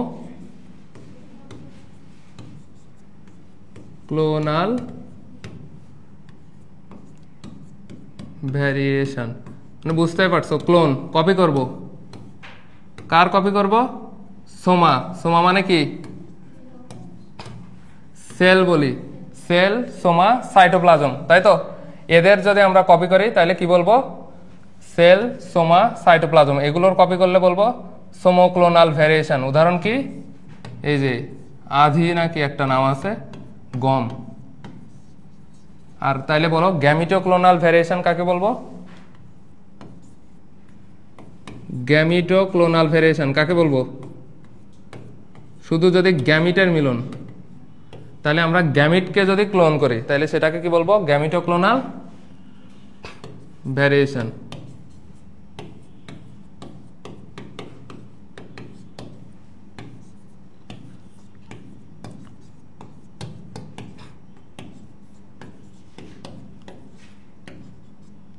তাহলে এখানে আমরা বুঝতে পারলাম কোনটা সোমাটিক হাইব্রিড।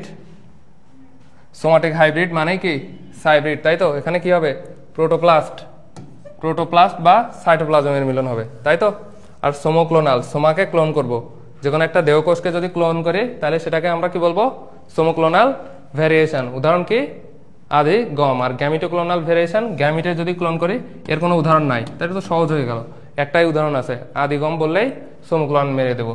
এরপরে দেখো মেরিস্টেম কালচার কিন্তু আমাদের পড়া শেষ। মেরিস্টেম কালচার থেকে একটা কোশ্চেন যদি আসে, এই যে কোন কালচারে কোনো রোগ জীবাণু থাকে না। আর এরপরে মেরিস্টেম কি? এই যে শীর্ষ মুকুলের অগ্রভাগের টিস্যু, এটা তো এমনিই জানো। এরপরে আরেকটা ইম্পর্টেন্ট, এখান থেকে কোশ্চেন আসছে, হ্যাপ্লয়েড উদ্ভিদ তৈরি করা যায় কোন কালচারের মাধ্যমে? হ্যাপ্লয়েড উদ্ভিদ তৈরি করা যায় কোন কালচারের মাধ্যমে? তো আমরা জানি পরাগরেণু, পরাগধানী। আমরা কিন্তু গতদিন সাইকাসের মধ্যে পড়াইছিলাম না? পুংরেণু, পুংরেণু তুমি যখন 10 চ্যাপ্টার পড়বা ওখানে পড়বা পরাগরেণু। তা এরা সবাই হয় হ্যাপ্লয়েড। এরা কি হয়? হ্যাপ্লয়েড হয়। এই কারণে এদের থেকে যে চারাটা পাবো, এরপরে আর এদের মিলন হচ্ছে না, এদের থেকে ডিরেক্ট যে চারাটা পাবো তাকে আমরা কি বলবো? হ্যাপ্লয়েড উদ্ভিদ বলবো। তাহলে এটা এমনিই মনে থাকবে, পরাগরেণু, পুংরেণু, শুক্রাণু, ডিম্বাণু যা যা আছে সবাই হ্যাপ্লয়েড। এদের থেকে ডিরেক্ট যে উদ্ভিদটা পাওয়া যাবে সেটাও হবে হ্যাপ্লয়েড। এটা কিন্তু আসতে পারে যে হ্যাপ্লয়েড উদ্ভিদ তৈরি করা হয় কোন কালচারের মাধ্যমে।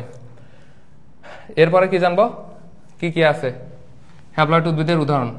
এই যে একটা ধান আর একটা গম। এই চ্যাপ্টারে অধিকাংশ জিনিস দেখবা গম পাবা, গম জিনিসটা পাবা। তাহলে হ্যাপ্লয়েড উদ্ভিদের মধ্যে কি আছে? ধান আর গম। তাহলে ধান, এটা মাথায় রাখতে হবে কোনটা ধান, এই যে 18 যেটা, আর জিন ঘোয়া 1 এটাই হলো গম। এটা একটু মাথায় রাখতে হবে, আসতে পারে কিন্তু, গোয়ান 18 জিন গোয়া 1। আচ্ছা, এরপর হ্যাপ্লয়েড লাইন তৈরি করা সম্ভব হয়েছে কাদের? একদমই ইম্পর্টেন্ট না, একটু চাইলে দেখতে পারো। কি দিয়ে মনে রাখবা? SBP, এরকম মনে রাখলেও চলবে। ক্যালার সৃষ্টি, এটা তো পড়ালাম। দ্রুত ক্লোন, ট্রানজেনিক উদ্ভিদ, ট্রানজেনিক উদ্ভিদ এগুলো লাগবে না। ভ্রূণ উদ্ধার, দেহে ভ্রূণ সৃষ্টি, এটাও একটু দেখতে পারো। গাজর, আলফা আলফা, এগুলো আর লেস ইম্পর্টেন্ট। আমরা মেইন পড়াশোনা আমাদের ওইখানেই শেষ। তাহলে প্রথমে আমরা কি বললাম? মাইক্রো প্রোপাগেশন, তাই তো? আচ্ছা, মাইক্রো প্রোপাগেশন করলাম, এর মধ্যে কি ছিল? থুজা আর সাগরকলা।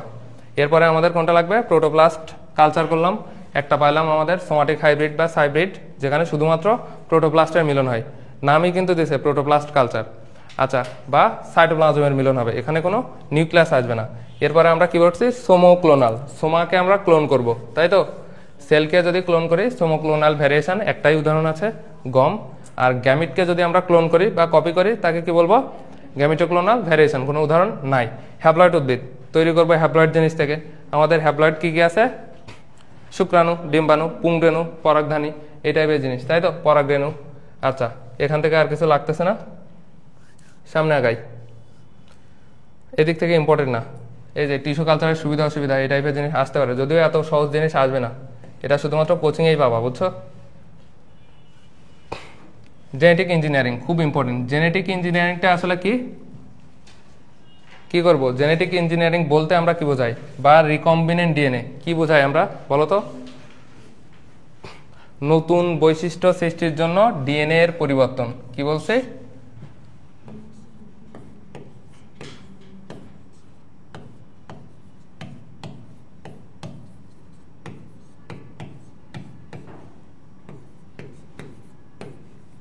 নতুন বৈশিষ্ট্য সৃষ্টির জন্য ডিএনএ এর পরিবর্তন।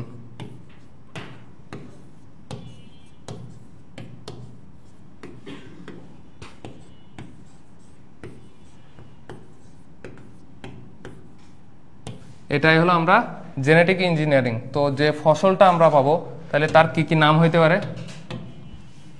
তাহলে আমাদের জিনের পরিবর্তন করছি না, ডিএনএ মানে কি জিন, তাহলে এটাকে আমরা জেনেটিক্যালি মডিফাইড অর্গানিজম বলতে পারি, যেহেতু জিনকে আমরা মডিফাই করছি, ডিএনএ কে মডিফাই করছি। এই প্রযুক্তির নাম আমরা কি বললাম, জেনেটিক ইঞ্জিনিয়ারিং। তাহলে সেম জিনিস বলতে পারি। আর এক্সট্রা একটা জিনিস বলতে পারি আমরা ট্রান্সজেনিক, তাই তো, ট্রান্সজেনিক অর্গানিজম বলতে পারি, টিও।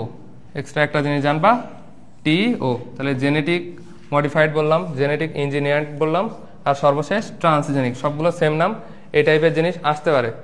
এরপরে যেহেতু ডিএনএর একটা অংশ আমরা কাটতেছি, তাহলে এটাকে আমরা কি বলতে পারি, কেটে জোড়া লাগাচ্ছি, এই প্রক্রিয়াটাকে বলে রিকম্বিনেশন বলে। কম্বিনেশন করে না দুইটা জিনিস, এই কারণে এর নামকে আমরা কি বলবো, রিকম্বিনেন্ট ডিএনএ। তাহলে এই ডিএনএ কে আমরা কি বলবো,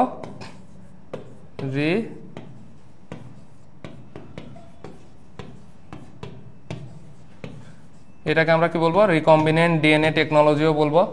এখান থেকে আর কি লাগবে, প্রথম বাংলাদেশের প্রথম রিকম্বিনেন্ট ডিএনএ টেকনোলজি, বা যদি বলি জেনেটিক্যালি মডিফাইড ফসল কি, বাংলাদেশে প্রথম কোনটা আসবে, কোনটা আসবে জানো না, বেগুন। কি বেগুন, বিটি বেগুন। কারণ কি, এই যে ব্যাসিলাস থুরিনজেনসিসের জিনটা এই বেগুনে প্রবেশ করানো হয়েছে, তাই তো, এই কারণে এর নাম বিটি বেগুন। আর ক্লোনিং, ক্লোনিং এর সাথে তাহলে কি জেনেটিক ইঞ্জিনিয়ারিং এর কোনো সম্পর্ক আছে, নাই কিন্তু। ক্লোন মানে হুবহু কপি করা, আর জেনেটিক ইঞ্জিনিয়ারিং মানে কি, নতুন বৈশিষ্ট্য সৃষ্টির জন্য ডিএনএ এর পরিবর্তন। আচ্ছা, ডিএনএ তো কাটলাম, কম্বিনেশন করলাম, কাটার জন্য কি ব্যবহার করব, তাইলে কাটার জন্য কি ব্যবহার করি বলো, হে ছুরি ইউজ করি, রেস্ট্রিকশন এনজাইম। আর জোড়া লাগাতে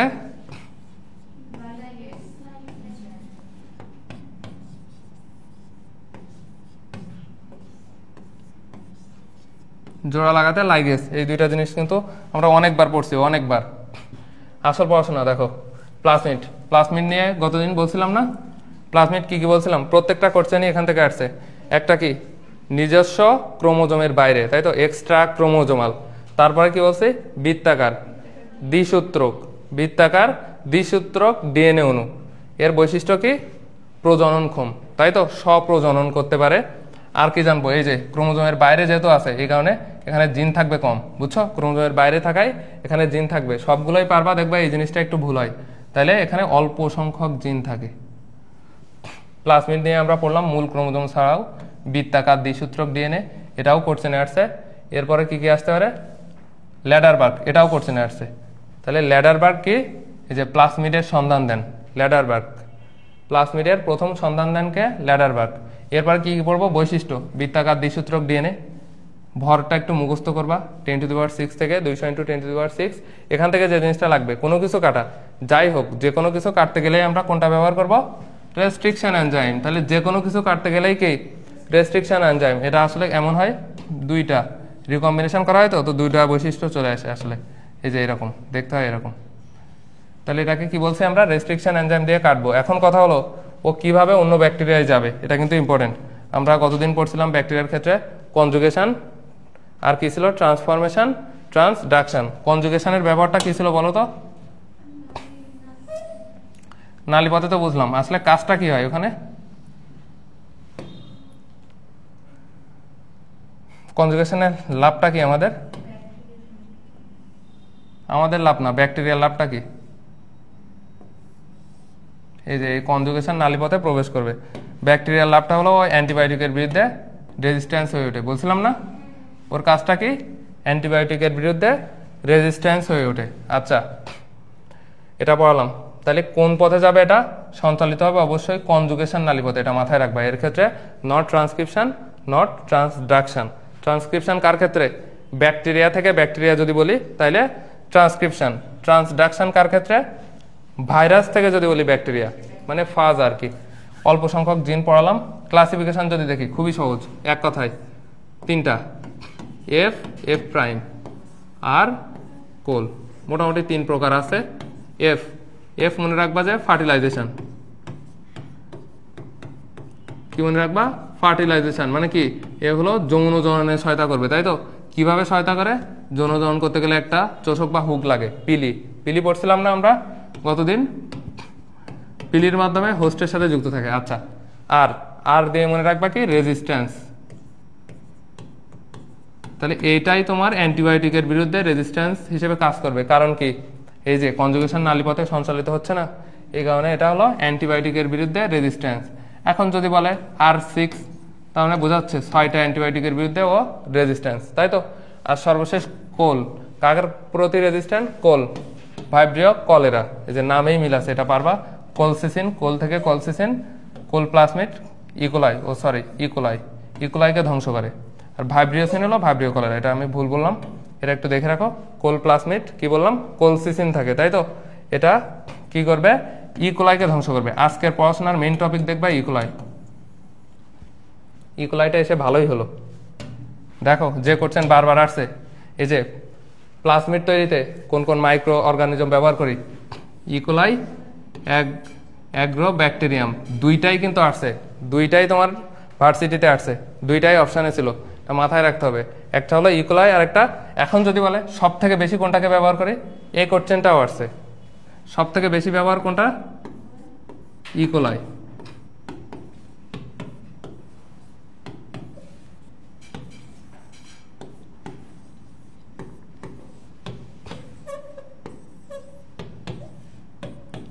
সব থেকে বেশি ব্যবহার করা হয় কোনটা?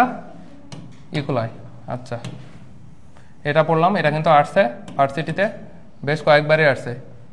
আচ্ছা, এরপরে দেখো এগুলো মোটামুটি পড়লাম। আর একটা জিনিস গতদিন আমরা বলছিলাম, প্লাজমিডের ব্যবহারটা কি? বাহক হিসেবে, ভেক্টর, বাহক চলবে না, ভেক্টরটাই আসবে। তাহলে এটার ব্যবহার কি? ভেক্টর হিসেবে।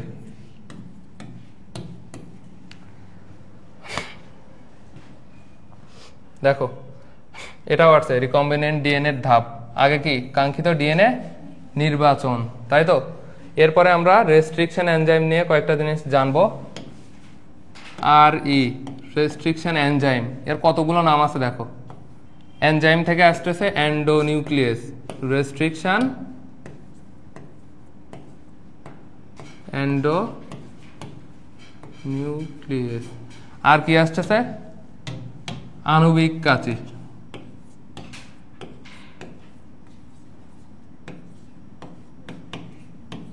আর কি আসতেছে?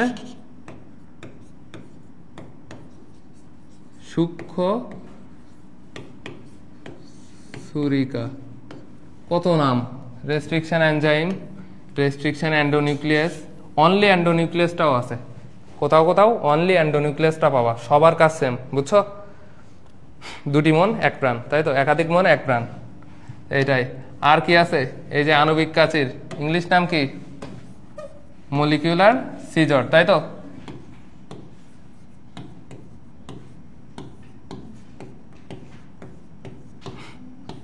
আর কি লাগতে পারে? এর কাজটা কি তাইলে? কাটাকাটি করা, তাই তো? কি পরিমাণ কাটতে পারে একটু জেনে রাখো, খুব বেশি ইম্পর্টেন্ট না, 4 থেকে 6 জোড়া বেজ অংশ কাটে।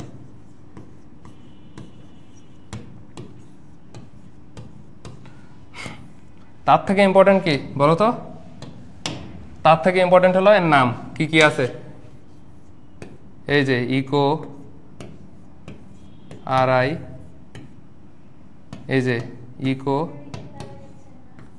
হিন্দ, এখান থেকে লাগবে না, আমি বলে দেব হিন্দ। এই যে হিন্দি দিয়ে মনে রাখবা, ইকো হিন্দি, আর একটা বাম, হাই বাম।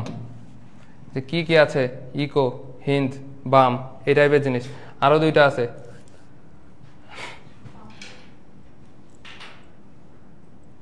আরো দুইটা দেওয়ার কথা, খুবই সহজ না? আরো তো 2-3টা দেওয়ার কথা। আচ্ছা এখানে অ্যাড করিনি, হয়তো 3টা দেয়া না, আরো 2টা অ্যাড করা উচিত ছিল। আচ্ছা আমি খেয়াল কর, এগুলো তো আমি লিখে দিলাম না। আচ্ছা যাই হোক, ওটা পরে দেখবো আর কোথায় থাকতে পারে। এখন দেখো এখানে যে জিনিসটা লাগবে, আচ্ছা এই যে এবার আমরা যে ডিএনএটা কপি করলাম, ছেদন করলাম, জোড়া লাগালাম, কি দিয়ে জোড়া লাগালাম? লাইগেজ এনজাইম দিয়ে জোড়া লাগালাম, তাই তো? জোড়া লাগানোর পরে এবার এটাকে আমার আরেকটা ব্যাকটেরিয়াতে প্রবেশ করানো লাগবে। এটা কিন্তু সাধারণভাবে একটা ব্যাকটেরিয়া নেবে না, কেউই নেবে না। আমাদের দেহে যদি ফরেন পার্টিকেল আসে, কেউ নেয়? সন্তানের দেহে যেটা ছিল RH পজিটিভ, সেটা কিন্তু মা নেয়নি, তাই তো? তো কেউই নিতে চাবে না। এর কারণে কি করা লাগবে? ওই যে সোজা আঙুলে ঘি না উঠলে বাগাইতে হবে। তখন আমরা কি করব? হিট শক দিব। তখনই কি করব? হিট শক। এই শকটাই তোমার সবসময় লাগবে। আর সব থেকে ভালো কোনটা? এটাও শকের মধ্যে, কি? ইলেকট্রোপোরেশন।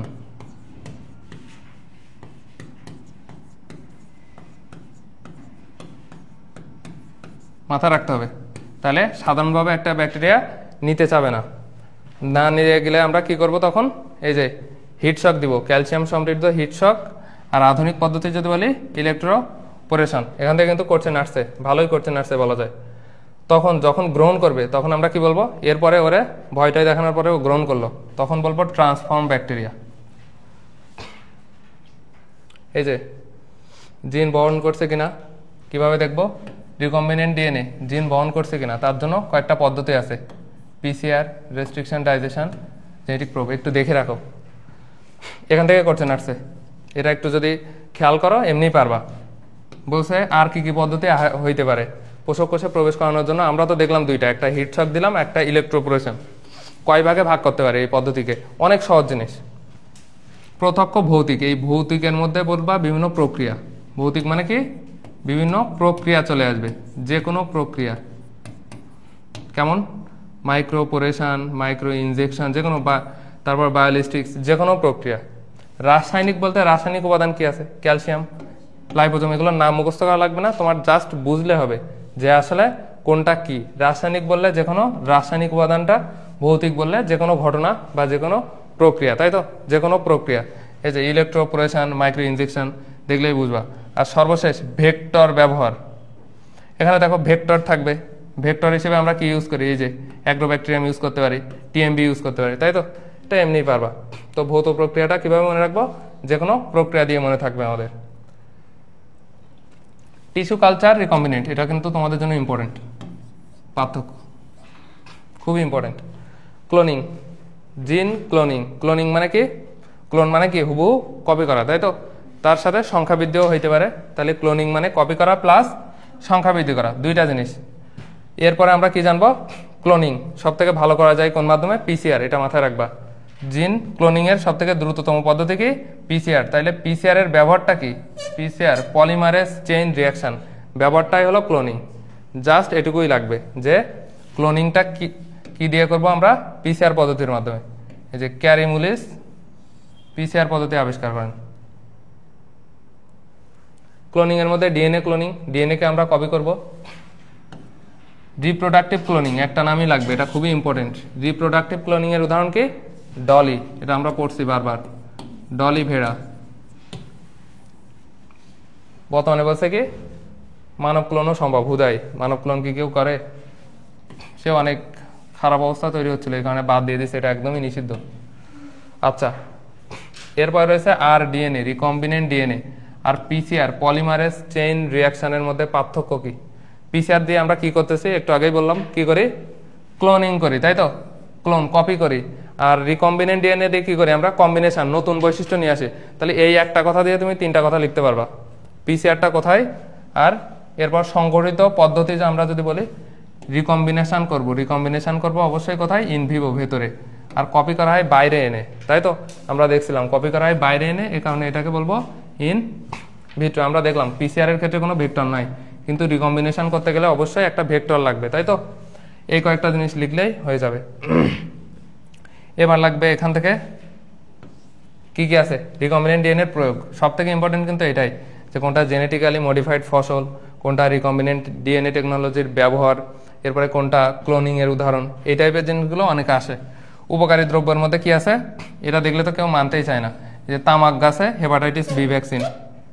হেপাটাইটিস বি ভ্যাকসিন কোথা থেকে তৈরি করব? তামাক গাছে। এটা আসলে মানতে চায় না, তামাক তো একটা নেশাজাত দ্রব্য, তাই তো।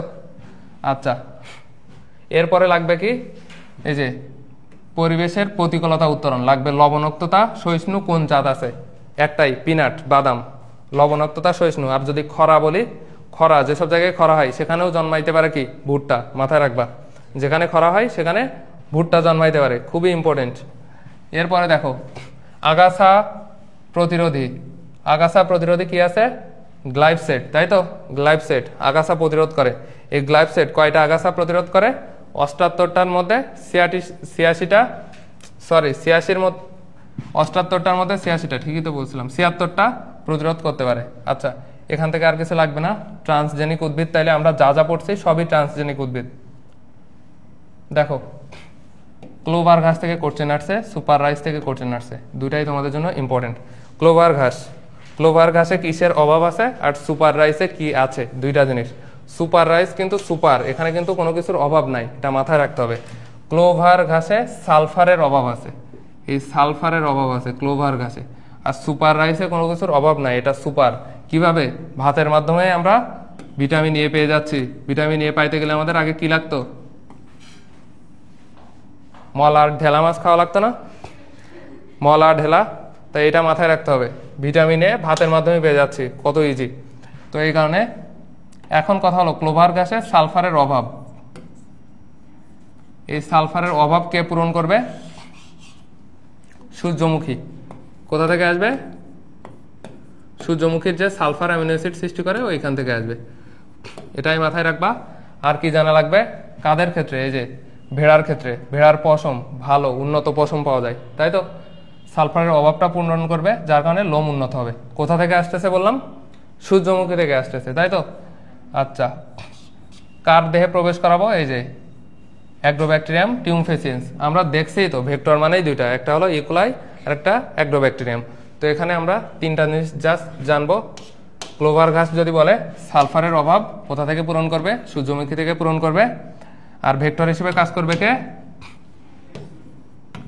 অ্যাগ্রোব্যাকটেরিয়াম টিউমফেসিয়েন্স। আচ্ছা, সুপার রাইস তো বললাম ভিটামিন এ সমৃদ্ধ। সুপার রাইস কোথা থেকে আসছে? এখান থেকেও কোশ্চেন আসছে, যে বিটা ক্যারোটিন থেকে কয়টা জিন পাওয়া যায়, আর আয়রন থেকে। কিভাবে মনে রাখা যায়? বিটা ক্যারোটিন বড়, আয়রনটা ছোট। তাই দেখো আয়রনের সর্বোচ্চ 3+ সম্ভব না, এই 3+ দিয়েই মনে রাখবা। তাহলে আয়রন থেকে কয়টা জিন পাওয়া যাচ্ছে? 3টা। আর আমরা বলছি বিটা ক্যারোটিন একটু বড়, তাহলে বিটা ক্যারোটিন থেকে কয়টা পাওয়া যাবে? এই ক্যারোটিন, বিটা ক্যারোটিন নাম কেন দিচ্ছে জানো? ক্যারট থেকে আসছে, তাই তো। এ কারণে বিটা ক্যারোটিন। এর আরেক নাম কি বলতে পারবা? বিটা ক্যারোটিন মানে কিন্তু ভিটামিন এ। তোমরা 5 চ্যাপ্টার পড়োনি কেমিস্ট্রি? 5 চ্যাপ্টারে ছিল না বিটা ক্যারোটিন ভিটামিন এ? ওখানে তো ছিল অ্যান্টিঅক্সিডেন্টের মধ্যে ছিল না এসি সালফাইড। তাহলে কি সব খেয়ে ফেলছো নাকি পড়ায়নি রাহাত? আচ্ছা, তাহলে বিটা ক্যারোটিন থেকে ভিটামিন এ, ফেরাস দিয়ে মনে রাখবো Fe3+। তাহলে এটা অবশ্যই 4টা, ও যদি 3টা হয় এটা 4টা। এখান থেকে কিন্তু কোশ্চেন আসছে, বারবার বলতেছি। এরপরে দেখো এখানে পড়বো নাইট্রোজেন, এটা এমনি মনে থাকবে নাই নিফ। নাইট্রোজেন সংবর্ধন করে কোনটা? নিফ জিন, এটা এমনি মনে থাকবে। দুতিময়, দুতিময় মানে কি? গাজার নৌকা পাহাড় তলে যায়, তাই তো। গাজার নৌকা, এই যে লুসিফেরিন এনজাইম থাকবে, এটা কি করে আলোর বিচ্ছুরণ ঘটায়, তাই তো রাত্রে। কার মধ্যে দেখি বেশি? জোনাকি পোকার মধ্যে দেখি, পারবো না? আচ্ছা, বীজহীন ফল যার যেগুলোর বীজ আছে এবং খাইতে ভাল লাগে না, আমার কাছে এটা আসলে অনেস্ট, তরমুজ একদমই বাজে লাগে, এই শুধু বীজের জন্যই। আচ্ছা, খরা প্রতিরোধী আমরা একটু আগেই পড়লাম, কিন্তু খরা প্রতিরোধ করে কে? ভুট্টা। খরা প্রতিরোধী জাত কোনটা? ভুট্টা। আর লবণাক্ততা সহিষ্ণু জাত কোনটা? পিনাট। পড়লাম না? খরা প্রতিরোধী জাত ভুট্টা। কোথা থেকে পাবো? সিএসপি বীজহীন, এখান থেকে কিন্তু আসছে, কোশ্চেন আসছে। আর লবণাক্ততা সহিষ্ণু জাত এই ন দিয়েই মনে রাখবা, ন দিয়েই এনএইচ এক্স আই বা এক্স অন, এই দুইটা জিনিস আসছে কিন্তু পরীক্ষায়। ট্রান্সজেনিক বা জিএম প্রাণী সৃষ্টি লাগবে না, এখানে কি লাগবে? এই যে কর্ন বোরার, এই কর্ন বোরারটা একটা মথ, এটা আসলে দেখো কার ক্ষতি করে তুমি নিজেই জানো। কর্ন কার ক্ষতি করবে? কর্ন মানে কি? ভুট্টা, এটুকুই জানবা। তাহলে কর্ন বোরার কার ক্ষতি করে? ভুট্টা। এরপরে ব্যাসিলাস থুরিনজিয়েন্সিস, এটা আমরা পড়লাম, এটা মৃত্তিকাবাসী ব্যাকটেরিয়া, ইম্পর্টেন্ট না। কোথায় লাগবে? বেগুন তৈরিতে, তাই তো। একটা হলো বেগুন আর একটা কটন, দুইটা জিনিস কিন্তু। বেগুনটা ইম্পর্টেন্ট আর একটা কটন, বিটি বেগুন আর বিটি কটন। আচ্ছা, স্টেরাইল ইনসেক্ট টেকনিক বলো তো আসলে কি বোঝাচ্ছে? স্টেরাইল মানে কি? স্টেরাইল মানে কি? বন্ধা করে দেওয়া, স্টেরিলাইজেশন, বন্ধা করে দেওয়া। ও আর সন্তানী বা বংশধর, তাই তো, সামনে আর যাবে না, এদেরকে স্টেরাইল বলে। পুরুষ মহিলা এরকম পোকামাকড় এদের মধ্যেও হইতে পারে। এটা একটা পতঙ্গ নিয়ন্ত্রণ পদ্ধতি। কিভাবে পতঙ্গ নিয়ন্ত্রণ করবে? এই যে পুরুষগুলোকে বন্ধা করে দিবে, বুঝছো? জাস্ট একটা লাইন, আর কিছু এখান থেকে লাগতেছে না।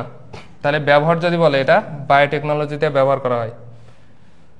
ট্রান্সজেনিক আর ক্লোনের মধ্যে পার্থক্য যেরকম একটু আগে আমরা দেখলাম, সেম জিনিস, একটা হলো রিকম্বিনেন্ট ডিএনএ আর একটা পিসিআর, তাই তো। এক কথা লিখলেই উত্তর। জিএমও কি, কেন, এসব কিছুই লাগবে না। বাংলাদেশের প্রথম ফসল কি বললাম? বাংলাদেশের প্রথম জিএমও ফসল কি? বিটি বেগুন, তাই তো। আচ্ছা, কোথা থেকে আসবে? বিটি, এই যে ব্যাসিলাস থুরিনজিয়েন্সিস। কোন জিন? ক্রিস্টাল জিন, ক্রিস্টাল ক্লিয়ার জিন, ক্রিস্টাল প্রোটিন, এটা মাথায় রাখবা। কার নাম আসছে? মাকসুদুল আলম, মাকসুদুল ভাই। আচ্ছা, ইনসুলিন তো তোমরা নিজেরাই পারো। ইনসুলিন কোথা থেকে আসছে? কোথা থেকে আসছে? বিটা সেল, তাই তো। ইনসুলিন দেখো অনেক ইজি, একটু খেয়াল করো। বিটা সেল থেকে আসে না? আইলেটস অফ ল্যাঙ্গারহ্যান্সের বিটা সেল থেকে আসে। এটা কি করে? ইনসুলিনের কাজটা কি?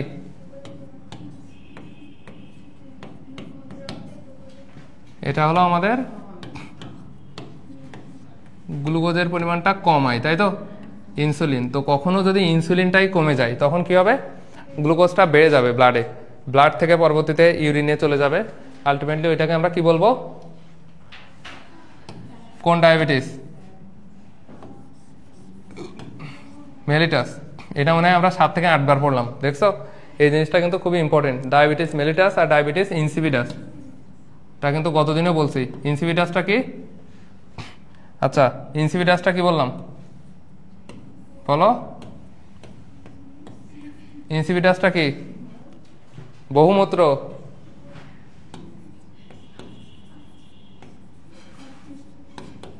একটা অনলি মূত্র আর একটা হলো মূত্রের সাথে যাবে কি? গ্লুকোজ। দুইটা আলাদা জিনিস, মেলিটাস আর ইনসিপিডাস, দুইটা জিনিস মাথায় রাখবা। এরপরে এখান থেকে কি লাগতে পারে? ইনসুলিনের একটা স্ট্রাকচার আছে, কয়টা অ্যামিনো অ্যাসিড দ্বারা তৈরি? 51টা অ্যামিনো অ্যাসিড। অনেক সহজ, দেখো একটু খেয়াল করলেই হয়ে যাবে। ইনসুলিনের 2টা চেইন থাকে, আলফা বা এ চেইন আর একটা বিটা চেইন, তাই তো, বা বি চেইন। এই 2টা চেইন কিভাবে ভাগ করব? এই যে এ 21, মানে এ চেইনে থাকবে কয়টা? 21টা থাকবে। তাহলে বি চেইনে কয়টা থাকবে? অবশ্যই বাকিটা, তাই তো, এটা মাথায় থাকবে। আর নাইট্রোজেন বেস কয়টা থাকে? এটাও সহজ। নাইট্রোজেন বেস যদি বলি,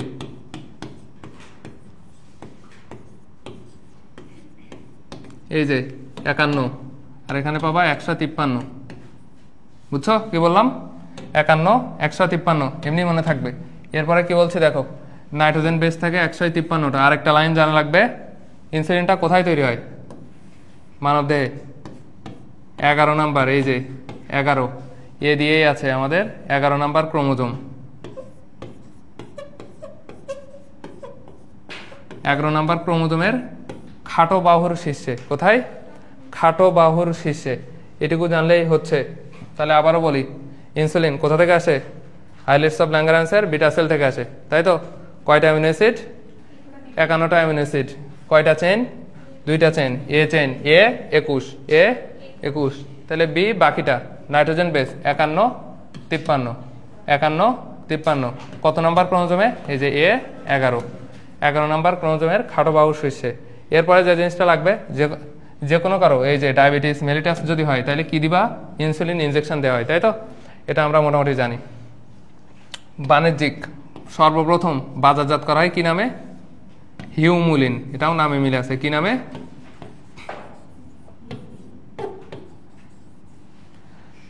এটুকুই পড়বা, সবই মোটামুটি পড়লাম আমরা। এখানে এই যে হিউমুলিন, এই জিনিসটা পড়বা, এখান থেকে আর কিছু নাই।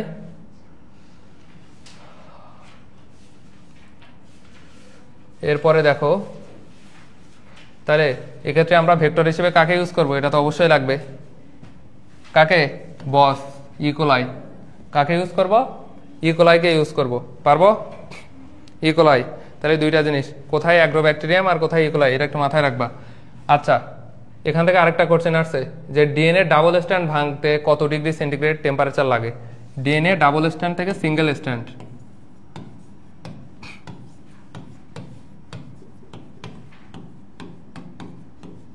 ডিএনএ ডাবল স্ট্যান্ড থেকে আমরা বানাবো সিঙ্গেল স্ট্যান্ড। কত টেম্পারেচার লাগে বলো তো? 90 ডিগ্রি সেন্টিগ্রেড। এটা কিন্তু আশা করছেন। আচ্ছা, এরপরে এই জিনিসটা একটু জানতে হবে, ইনসুলিন কোথায় ব্যবহার করবো তাইলে? ডায়াবেটিস, একটু আগেই তো বললাম, এটা কিন্তু 100%। এটা ভুল করলে কিন্তু মিস। ইন্টারফেরন আমরা কতদিন বলছিলাম? একটা জিনিস একটু খেয়াল করো, কনফিউশন ক্লিয়ার করে দেয়। অ্যান্টিবায়োটিক কার বিরুদ্ধে কাজ করে? ব্যাকটেরিয়া, তাই তো? ব্যাকটেরিয়া। অ্যান্টিভাইরাল কার বিরুদ্ধে? ভাইরাস। সবাই পারে, তাই তো? কিন্তু এই ভাইরাল তো কখনো দিবে না, দিবে হলো ইন্টারফেরন। এই অ্যান্টিভাইরালের মধ্যে একটা আছে কি? ইন্টারফেরন। তাহলে ভাইরাসের বিরুদ্ধে কাজ করে কে? ইন্টারফেরন, তাই তো?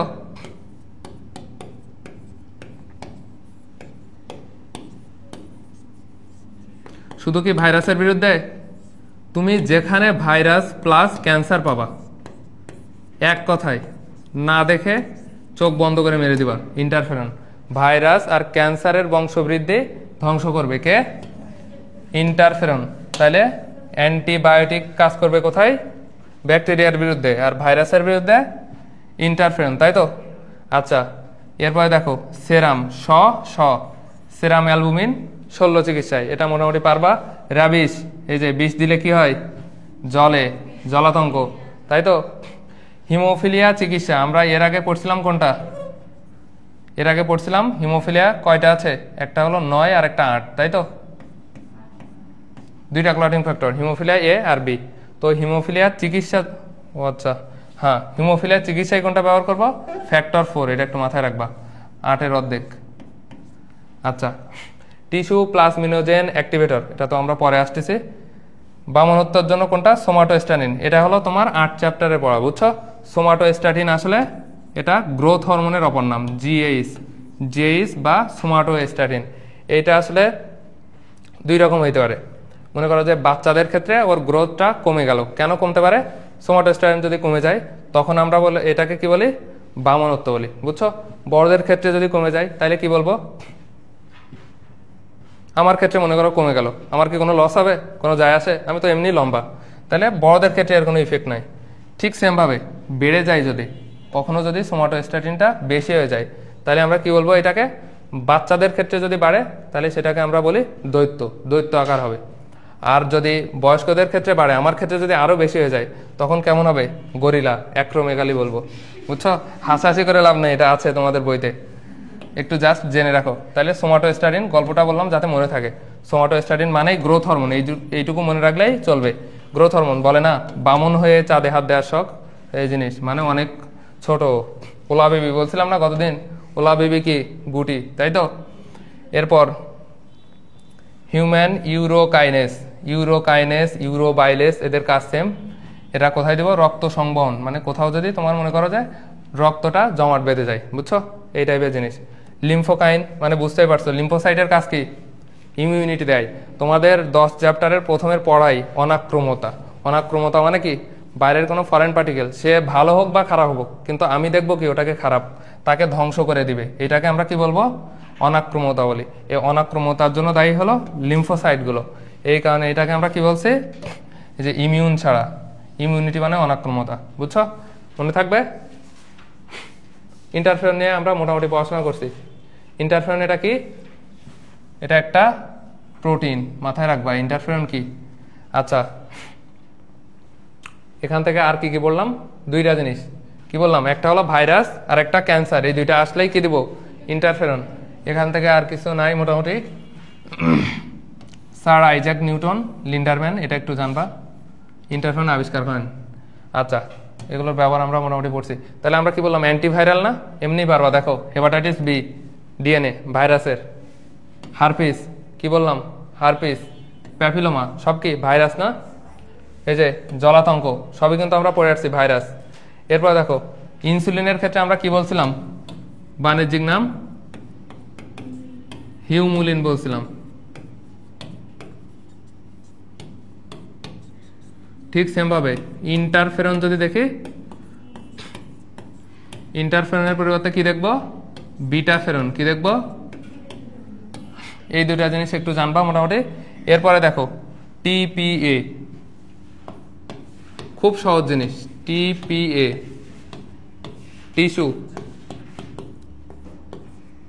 প্লাজমিনোজেন, প্রায় শেষ, শেষের দিকে একটু খেয়াল করো। Tissue plasminogen activator. কি বললাম?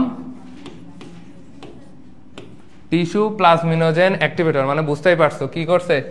প্লাজমিনোজেনকে অ্যাক্টিভ করছে। কোনো কিছুর শেষে যদি জেন থাকে, জেন মানে আমরা কি বোঝাই? এটা নিষ্ক্রিয়। আর ইন থাকলে অধিকাংশ ক্ষেত্রে কি হয়? প্রোটিন হয়। কোনো কিছুর শেষে ইন থাকলে কি বলবো? প্রোটিন, তাই তো? তাহলে কি বললাম? প্লাজমিনোজেনকে অ্যাক্টিভেট করবে। এখন আমরা 4 চ্যাপ্টারে চলে যাব। তাইলে ব্লাডের মধ্যে কি পড়ছিলাম? প্লাজমিনোজেন থেকে প্লাজমিন হয়েছিল। প্লাজমিনের কাজটা কি ছিল? ওই যে রক্ত জমাট বাঁধা শেষে তঞ্জক, রক্ত তঞ্জন হবে। ওখানে কি তৈরি হবে? জালের মতো তৈরি হয় না? কি জালক? ফাইব্রিন জালক। এই ফাইব্রিন জালককে কে ধ্বংস করবে? প্লাজমিন, তাই তো? প্লাজমিনোজেন থেকে কি হবে? আগে প্লাজমিন হবে। প্লাজমিনটা কে করবে? টিপিএ। এই প্লাজমিনোজেনকে অ্যাক্টিভেট করবে। এটা তো আমাদের দেহেই থাকে।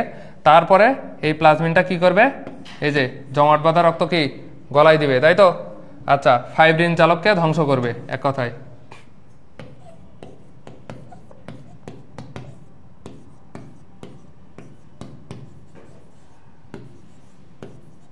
আচ্ছা, এখান থেকে আর একটা লাইন ছিল, কোথায় কোথায় এই জমাট বাঁধা গলাবে? কোথায় কোথায় বলো তো? মস্তিষ্ক আর ধমনী। মস্তিষ্কতে যদি জমা হয় তাহলে আমরা কি বলবো? ওটাকে স্ট্রোক বলি। এটা জানি তো আমরা? জানি। অনেকে আবার কি হার্ট অ্যাটাক আর স্ট্রোক একসাথে করে কি বলে? হার্ট স্ট্রোক, তাই তো? গ্রামের মানুষজন এগুলো করে প্রচুর। এরপরে দেখো, এরপরে কি? এরিথ্রোপয়েটিন, খুব ইম্পর্টেন্ট। এটাও আমরা যখন আরবিসি পড়াইছিলাম, ওই যে দেহে যখন অক্সিজেন কমে যায়, বৃক্ক কি করে? অক্সিজেন মাত্রাটা শনাক্ত করে কি করে? এরিথ্রোপয়েটিন তৈরি করে। বৃক্ক কি তৈরি করে? এরিথ্রোপয়েটিন। এই এরিথ্রোপয়েটিন আবার কোথায় লাগে? এরিথ্রোপয়েসিসে, তাই তো?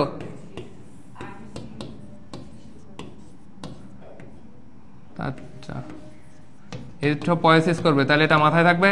এরিথ্রোপয়েটিনটা কে তৈরি করছে? যকৃৎ না কিন্তু, কে তৈরি করছে? বৃক্ক। আচ্ছা, এখান থেকে আর কিছুই লাগবে না। পরবর্তীতে কোথায় যাবে? এটা বোন ম্যারোতে বা অস্থিমজ্জায় চলে যাবে, যাওয়ার পরে আরবিসি তৈরি করে, দরকার নাই। হেপাটাইটিস বি আগেই পড়ালাম, কোথা থেকে তৈরি করা হচ্ছে? হেপাটাইটিস বি ভাইরাস তামাক গাছ থেকে তৈরি করা হচ্ছে। আচ্ছা, এখান থেকে লাগবে একদম লেস ইম্পর্টেন্ট, এটা চাইলে দেখতে পারো, ওরাল ভ্যাকসিন কোথা থেকে তৈরি করছি? ভুট্টা। গর্ভের শিশু পরীক্ষা দরকার নেই, এটা। মলিকুলার ফার্মিংটা ইম্পর্টেন্ট, এটা 100%। কি লাগবে? মলিকুলার ফার্মিংয়ে কোনটা কোনটা থেকে ওষুধ তৈরি করা হয়? দুইটা জিনিস, একটা মিল্ক, একটা ব্লাড, একটা হলো আমাদের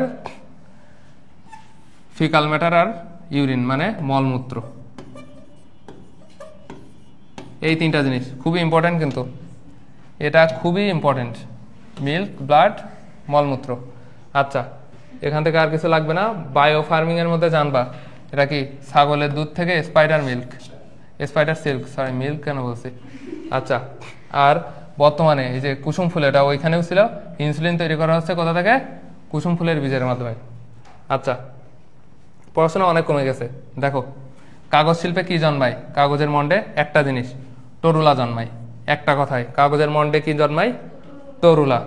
আর কি পড়বো? এই যে হাইড্রোজেন অক্সিডাইজিং অণুজীব কি আছে? তিনটা জিনিস, সিউডোমোনাস, নোকার্ডিয়া আর মাইকোব্যাকটেরিয়া। কিভাবে মনে রাখবা? My phone number, my phone number দিয়ে মনে রাখবা, বা এমএনপি যেভাবে মনে রাখতে পারো। তাহলে এই জিনিসটা লাগবে। এরপর রয়েছে পয়ঃবর্জ্য নিষ্কাশনে। পয়ঃবর্জ্য, পয়ঃবর্জ্য কোথায় পাবো? জুতে। চিড়িয়াখানায় তো আর ওদের জন্য আলাদা টয়লেট নাই, তাই তো? তোরা কি জুতেই পাবো এই পয়ঃবর্জ্য বেশি। এই একটা লাইনে পড়বা, এরপর তো শেষ। এগুলো লাগবে, এগুলো তোমার রিটেনের জন্য আসতে পারে। জিন থেরাপি, আরএনএ ব্যবহারগুলো পড়বা। আর কি লাগবে? Genome sequencing.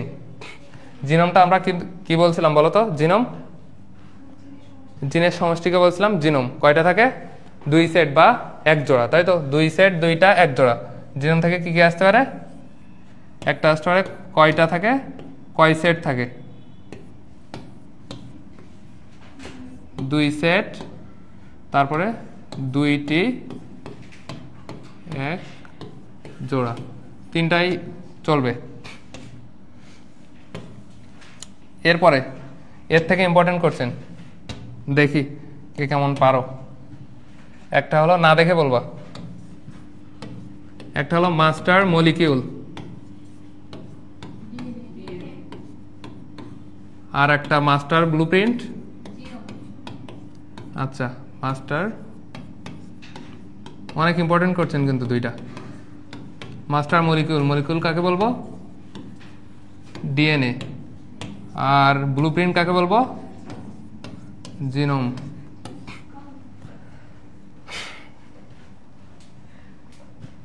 পাঠের জিন রহস্য উন্মোচন, ওই যে একজন বিজ্ঞানীর নাম লাগবে, কে? ডক্টর মাকসুদুল আলম, বহুতবার আসছে এই জিনিসটা, এটা সবাই মোটামুটি জানো, তাই তো? তোষা পাঠ নিয়ে উনি কাজ করেন। এই যে তোষা পাঠ, ওলিটোরিয়াস, না জানলেও চলবে। পাটের বেস পেয়ার এখানে ছিল 120 কোটি, ওটা কোথায় ছিল, কোথায় আছে দেখবে এর মধ্যে। এরপরে ইকোলাই নিয়ে তোমার সবই জানতে হবে। ইকোলাই নিয়ে কোনো কিছু বাদ দেওয়া যাবে না। ইকোলাই ছোট মানুষ, ক্রোমোজোম সংখ্যা 1, জিন সংখ্যা 3200, খাদ্য জোগাড় 4.6 মিলিয়ন। এই জিনিসটা একটু জানতে হবে। এখান থেকে আর কিছু জানা লাগবে না। ইস্ট 16 আর মানুষের 46, আর এগুলো কিছুই লাগবে না, বুঝছো? জিনোম সিকোয়েন্সের প্রয়োগ, এই যে ডিএনএ ফরেন্সিক, এখান থেকে কোশ্চেনও আসছে। ফরেন্সিক, ফরেন্সিকোলজির ব্যবহারটা কি জানো? ফরেন্সিক মেডিসিন, ময়না তদন্ত, নাম শুনছো না তোমরা? এসব কাজগুলো কি আসলে অপরাধী শনাক্তকরণ, তাই তো? আসলে কিভাবে মরলো? গলায় দড়ি দিয়ে মরছে, নাকি তোমার মনে করো কেউ মেরে ফেলছে? এখন যে এমন যুগ, এগুলো থেকে বের হওয়ার কোনো সুযোগই নাই, বুঝছো? যে যতই যাই করুক না কেন, একদিন না একদিন বের হবেই। তবে এখন কি করে, মনে করো মেরে দিয়ে গলায় দড়ি দিয়ে ঝোলাই রাখছে। এখন ডাক্তাররাও তো আর বলদ না, ওরা দেখলে বোঝা যায়। গলায় দড়ি দিয়ে যদি ঝুলে মরে, তাহলে ওর এখানে অনেক দাগ পাওয়া যাবে, তাই তো? স্বাভাবিক বিষয়। কিন্তু ওর যদি মেরে ফেলার পরে ঝুলাই রাখে, ওর তো আর ওই দাগটা পাওয়া যাবে না। এরকম অনেক কিছুই, বা ভেতরে কিছু খাওয়াইলে সেটা তো ভেতরে থাকবে, তাই তো? এই টাইপের জিনিস। তাহলে কি কি কাজে? একটা অপরাধী শনাক্তকরণ, পিতৃত্ব নির্ধারণ, এগুলো কিন্তু আসবে রিটেনের জন্য অবশ্যই ইম্পর্টেন্ট। আর স্বজন নির্ধারণ, এই টাইপের জিনিস। শেষ। স্বজন নির্ধারণ মানে কি বোঝো না? স্বজন নির্ধারণ মানে কি? অনেক পাগল হয়ে যায় না লোকজন, তা ওই সব জায়গায় এইটা হইতে পারে। আর কেমন হইতে পারে? যে মাইলস্টোন দুর্ঘটনা হলো, অনেকে মারা গেল না, তো ওগুলো কিভাবে বের করবে? ওই পদ্ধতির মাধ্যমে। এখানে শেষ আমাদের পড়াশোনা, এমসিকিউ সলভে চলে যায়। আলু ও টমেটোর প্রোটোপ্লাস্ট ফিউশন, পোমাটো, তাই তো? আচ্ছা, ভাইরাস মুক্ত উদ্ভিদ তৈরিতে কোন পদ্ধতি বহুল প্রচলিত? আমরা বলছি কিন্তু কোনটা? Meristem culture. টিস্যু কালচার প্রযুক্তির প্রাথমিক উদ্দেশ্য টিস্যু কালচার করব, উন্নত মানের বীজ উৎপাদন, বেশি টিস্যু উৎপাদন, নতুন জাতের। আচ্ছা হ্যাঁ, 4 নাম্বার বিভাজনক্ষম অঙ্গ থেকে নতুন চারা। আমরা পড়ছি এটাকে আমরা কি বলছিলাম? বিভাজনক্ষম অঙ্গ থেকে নতুন চারা, টটিপোটেন্সি বলছিলাম না? কে ব্যবহার করেন? বিজ্ঞানী।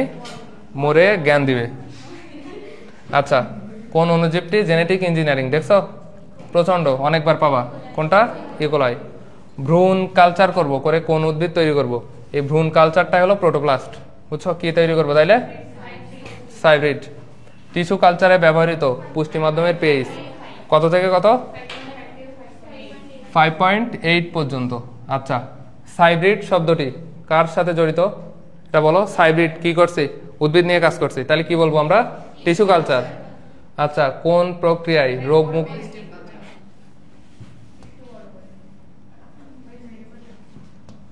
দেখা যায়? কোন প্রক্রিয়ায় রোগ মুক্ত গাছের চারা উৎপাদনের পদ্ধতি? অবশ্যই মেরিস্টেম। অতি ক্ষুদ্র টিস্যু, তাইলে মাইক্রো প্রপাগেশন। গবেষণাগারে উদ্ভিদের টিস্যুর সংখ্যা বৃদ্ধির প্রযুক্তি। গবেষণাগারে টিস্যু সংখ্যা বৃদ্ধি, তার মানে টিস্যু কালচার করব, তাই তো? পরাগধানী কালচারের মাধ্যমে, পরাগধানী কি? হ্যাপ্লয়েড, তার মানে কি হবে? উদ্ভিদটা হবে অবশ্যই হ্যাপ্লয়েড। মেরিস্টেম কালচারের উদ্দেশ্য বারবার আসছে, বাদ। টিকা উৎপাদন করা হয় কোন প্রযুক্তির মাধ্যমে? এটা আমাদের লাগবে। এটা হলো জীব প্রযুক্তি। টিকা উৎপাদনটা হলো রিকম্বিনেন্ট ডিএনএ এর মধ্যে চলে যাবে, তাই তো? আচ্ছা, হ্যাপ্লয়েড উদ্ভিদ তৈরির জন্য কোনটা? ভ্রূণ নিব নাকি পরাগরেণু? অবশ্যই পরাগরেণু। বায়োটেকনোলজি কে ব্যবহার করেন? এর কি? নতুন চারাকে কি বলবো বলতো? টিস্যু কালচারের মাধ্যমে উৎপাদিত। কোনটা বলবো? এক্সপ্লান্ট নাকি প্ল্যান্টলেট? প্ল্যান্টলেট। অনুচারা যেটাকে আমরা ব্যবহার করছি তাকে কি বলবো? খণ্ডিত অংশ। খণ্ডিত অংশকে বলবো এক্সপ্লান্ট। বায়োটেকনোলজি কি? Blue biotechnology. ব্লু মানে কি? জলীয় সামুদ্রিক। রোগ মুক্ত চারা, এক করছেন বারবার দেওয়ার মানে হয় একটু কঠিন করতেন দিবে। হ্যাঁ, এটা হলো তোমার আসবেই বলা যায়, যে কোনো এক জায়গায় পাবাই। এগার কি? হ্যাঁ, সব তো হলো, এরপরে কি? একটা বলা হয়নি তোমাদের, এটা কার্বোহাইড্রেট, মাথা রাখবা। টিস্যু কালচার প্রযুক্তির জনককে? হ্যাবারল্যান্ড। কোনটি রেস্ট্রিকশন এনজাইম নয়? এটা আমরা বলছিলাম, এই যে ইকোরি বাম হিন্দি, এই টাইপের জিনিস। রেস্ট্রিকশন এনজাইম নাই, দেখছো সেম জিনিস দিছে কিন্তু, মানে কি? ডিএনএস দেখা যাচ্ছে না? রেস্ট্রিকশন এনজাইম নাই, দেখো সবগুলোই আছে। PB4 এগুলো নাই। ট্রান্সজেনিক উদ্ভিদ তৈরিতে কোনটি বাহক হিসেবে কাজ করে? ট্রান্সজেনিক উদ্ভিদ তৈরি কি বলছিলাম? 2 জন, একটা কি? আচ্ছা, ইকোলি বিরাট কোহলি, যা হয় সমস্যা নেই, দেখা যায়। ব্যাকটেরিয়ার প্লাজমিড ডিএনএ কেমন হবে? অবশ্যই বৃত্তাকার নাকি সূত্রাকার? বৃত্তাকার। পিসিআর প্রযুক্তি ব্যবহৃত হয় কোথায়? PCR, polymerase chain reaction. Recombinant DNA তো আমরা পড়ছি, রোগ নির্ণয়ও করি এই পদ্ধতির মাধ্যমে। জীবন সংক্রান্ত গবেষণা সবই হবে, বুঝছো? জেনেটিক ইঞ্জিনিয়ারিং এ ব্যবহৃত হয় কোনটি? আসবেই। R6 কি করবে? অ্যান্টিবায়োটিক রেজিস্ট্যান্স, তাই তো? রিকম্বিনেন্ট ডিএনএ টেকনোলজির প্রয়োগে সৃষ্ট নতুন জীবকে আমরা কি বলবো? Recombinant DNA. কিন্তু বলে দিলাম কম্বিনেশন আসছে। ট্রান্সজেনিক বলবো নাকি ক্লোন বলবো? অবশ্যই ট্রান্সজেনিক। ক্লোন কি? কবে? এখানে রিকম্বিনেশনের কোনো সুযোগ নাই। রিকম্বিনেন্ট ডিএনএ কে পোষক কোষে প্রবেশ করানোর ভৌত প্রক্রিয়া। আমরা কি কি বলছিলাম? ভৌত প্রক্রিয়ার মধ্যে কি কি পাবো? ভৌত কোনো একটা ঘটনা ঘটছে, এই যে গানশট, ভৌত বলছে কিন্তু দেখলেই চিনতে পারবা। লাইপোজোম, টিএমবি আমরা কি বলছিলাম? এটা অণুজীবের মধ্যে টতে পড়বে। ক্যালসিয়াম ক্লোরাইড এটা একটা কি রাসায়নিক উপাদান, বাদ দাও। লাইপোজোম এগুলো একটা কি এনজাইম। তাহলে কোনো কিছু ঘটতেছে, এমন কি গানশট, শটগান দিয়ে মেরে দিবে। আচ্ছা, ক্লোনের ক্ষেত্রে কোনটি সঠিক? জিনগত পার্থক্য সৃষ্টি হয়, বিশেষ বৈশিষ্ট্যের প্রকাশ ঘটে না, বাহ্যিক প্রকাশে ভিন্নতা আসে, মিউটেশন ঘটে। কোনটা?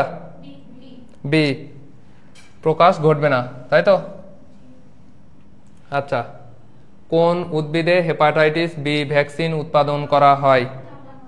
কোথায়? তামাক। গোল্ডেন রাইসের রং, গোল্ডের রং কেমন? গোল্ড কি সাদা না, না বেগুনি? বাদামি, বাদামি টাইপের, হলুদ। আচ্ছা, বর্তমানে কোনটি ব্যবহার করে রিকম্বিনেন্ট ডিএনএ শনাক্ত করা হয়? এটা বলা হয়নি, ডিএনএ প্রোব। এটা একটু লিখে রাখো, এই এক্সট্রা জিনিস একটাই বলা হয়নি।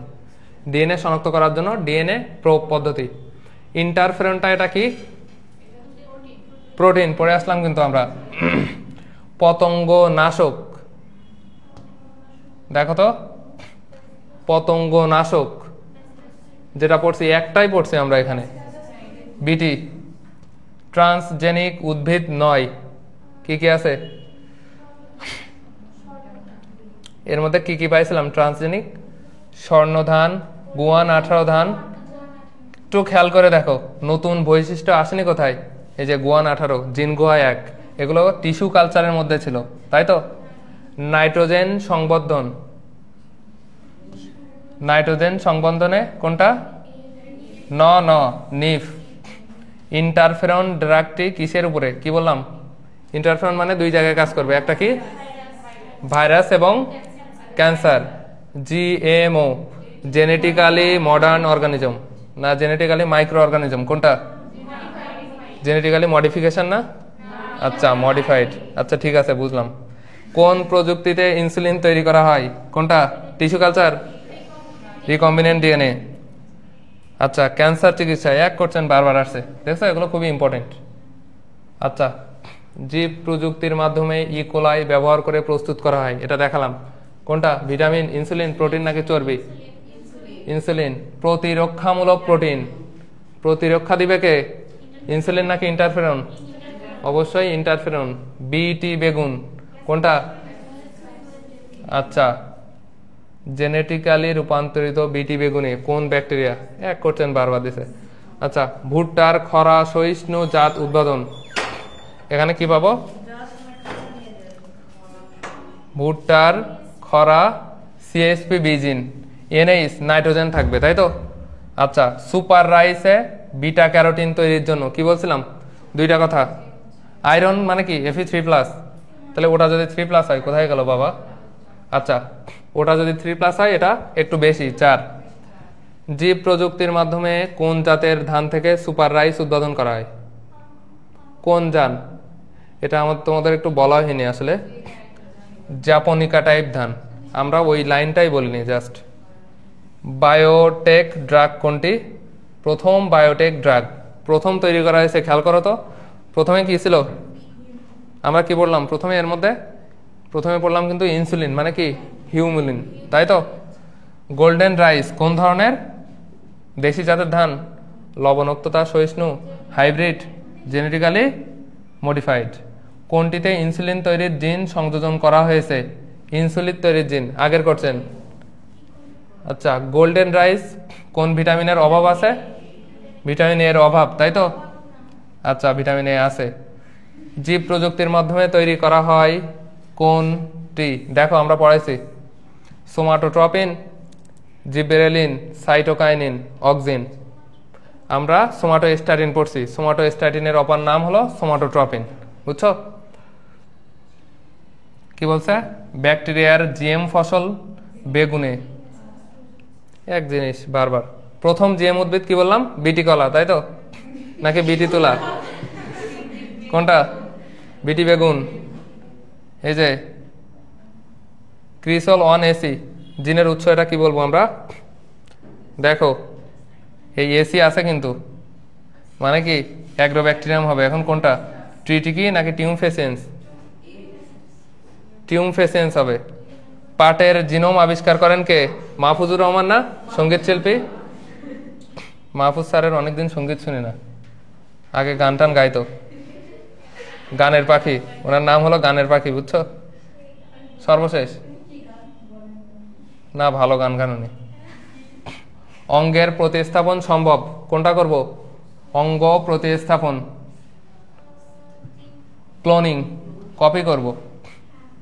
ডিএনএ ফরেন্সিকের কাজ 9 কোনটি বলতো, স্বজন নির্ধারণ, অজ্ঞাত ব্যক্তির পরিচয় নির্ধারণ, অপরাধী, আচ্ছা 4। মানব জিনোমের বেস পেয়ার, পাটের বেস পেয়ার আর মানব জিনোমের দুইটাই ইম্পর্টেন্ট। 120 কোটি হলো পাটের, আর মানুষের কত, 3000, এটা একটু মাথায় রাখবা। জীববিজ্ঞানে কি ধরনের তথ্য প্রযুক্তি ব্যবহার করা হয়, এর মধ্যে দেখো তো জীববিজ্ঞান বলছে, তার মানে বায়ো কথাটা থাকবে, তাই তো। এরপরে ইনফরমেটিক্স, বায়োমেট্রিক্স, বায়োমেট্রিক মানে আমরা কি করি, বায়োকেমিস্ট্রি, কেমিস্ট্রি তো বাদ, তাই তো। বায়ো ইনফরমেটিক্স মানে মানুষের তথ্য রাখি, তাই তো, ইনফরমেশন রিজার্ভ করে রাখি। আচ্ছা, মানুষের ডিএনএ অংশের ফটোগ্রাফিক প্রসারণকে আমরা কি বলবো, এই ডিএনএ অংশের কপি করে ব্যবহার করতেছে, এটাকে কি বলি, বলতে পারবা কেউ, ফিঙ্গারপ্রিন্টিং বলে। এটা ফিঙ্গারপ্রিন্ট করে না, ডিএনএ ফিঙ্গারপ্রিন্ট, এর মাধ্যমেই শেষ, বুঝছো। এখানে তাইলে কয়টা এক্সট্রা ইনফরমেশন আছে, এগুলো পড়লেই হবে, আর কিছু লাগবে না। এর মাধ্যমে আমাদের অনেক বড় একটা চ্যাপ্টার শেষ।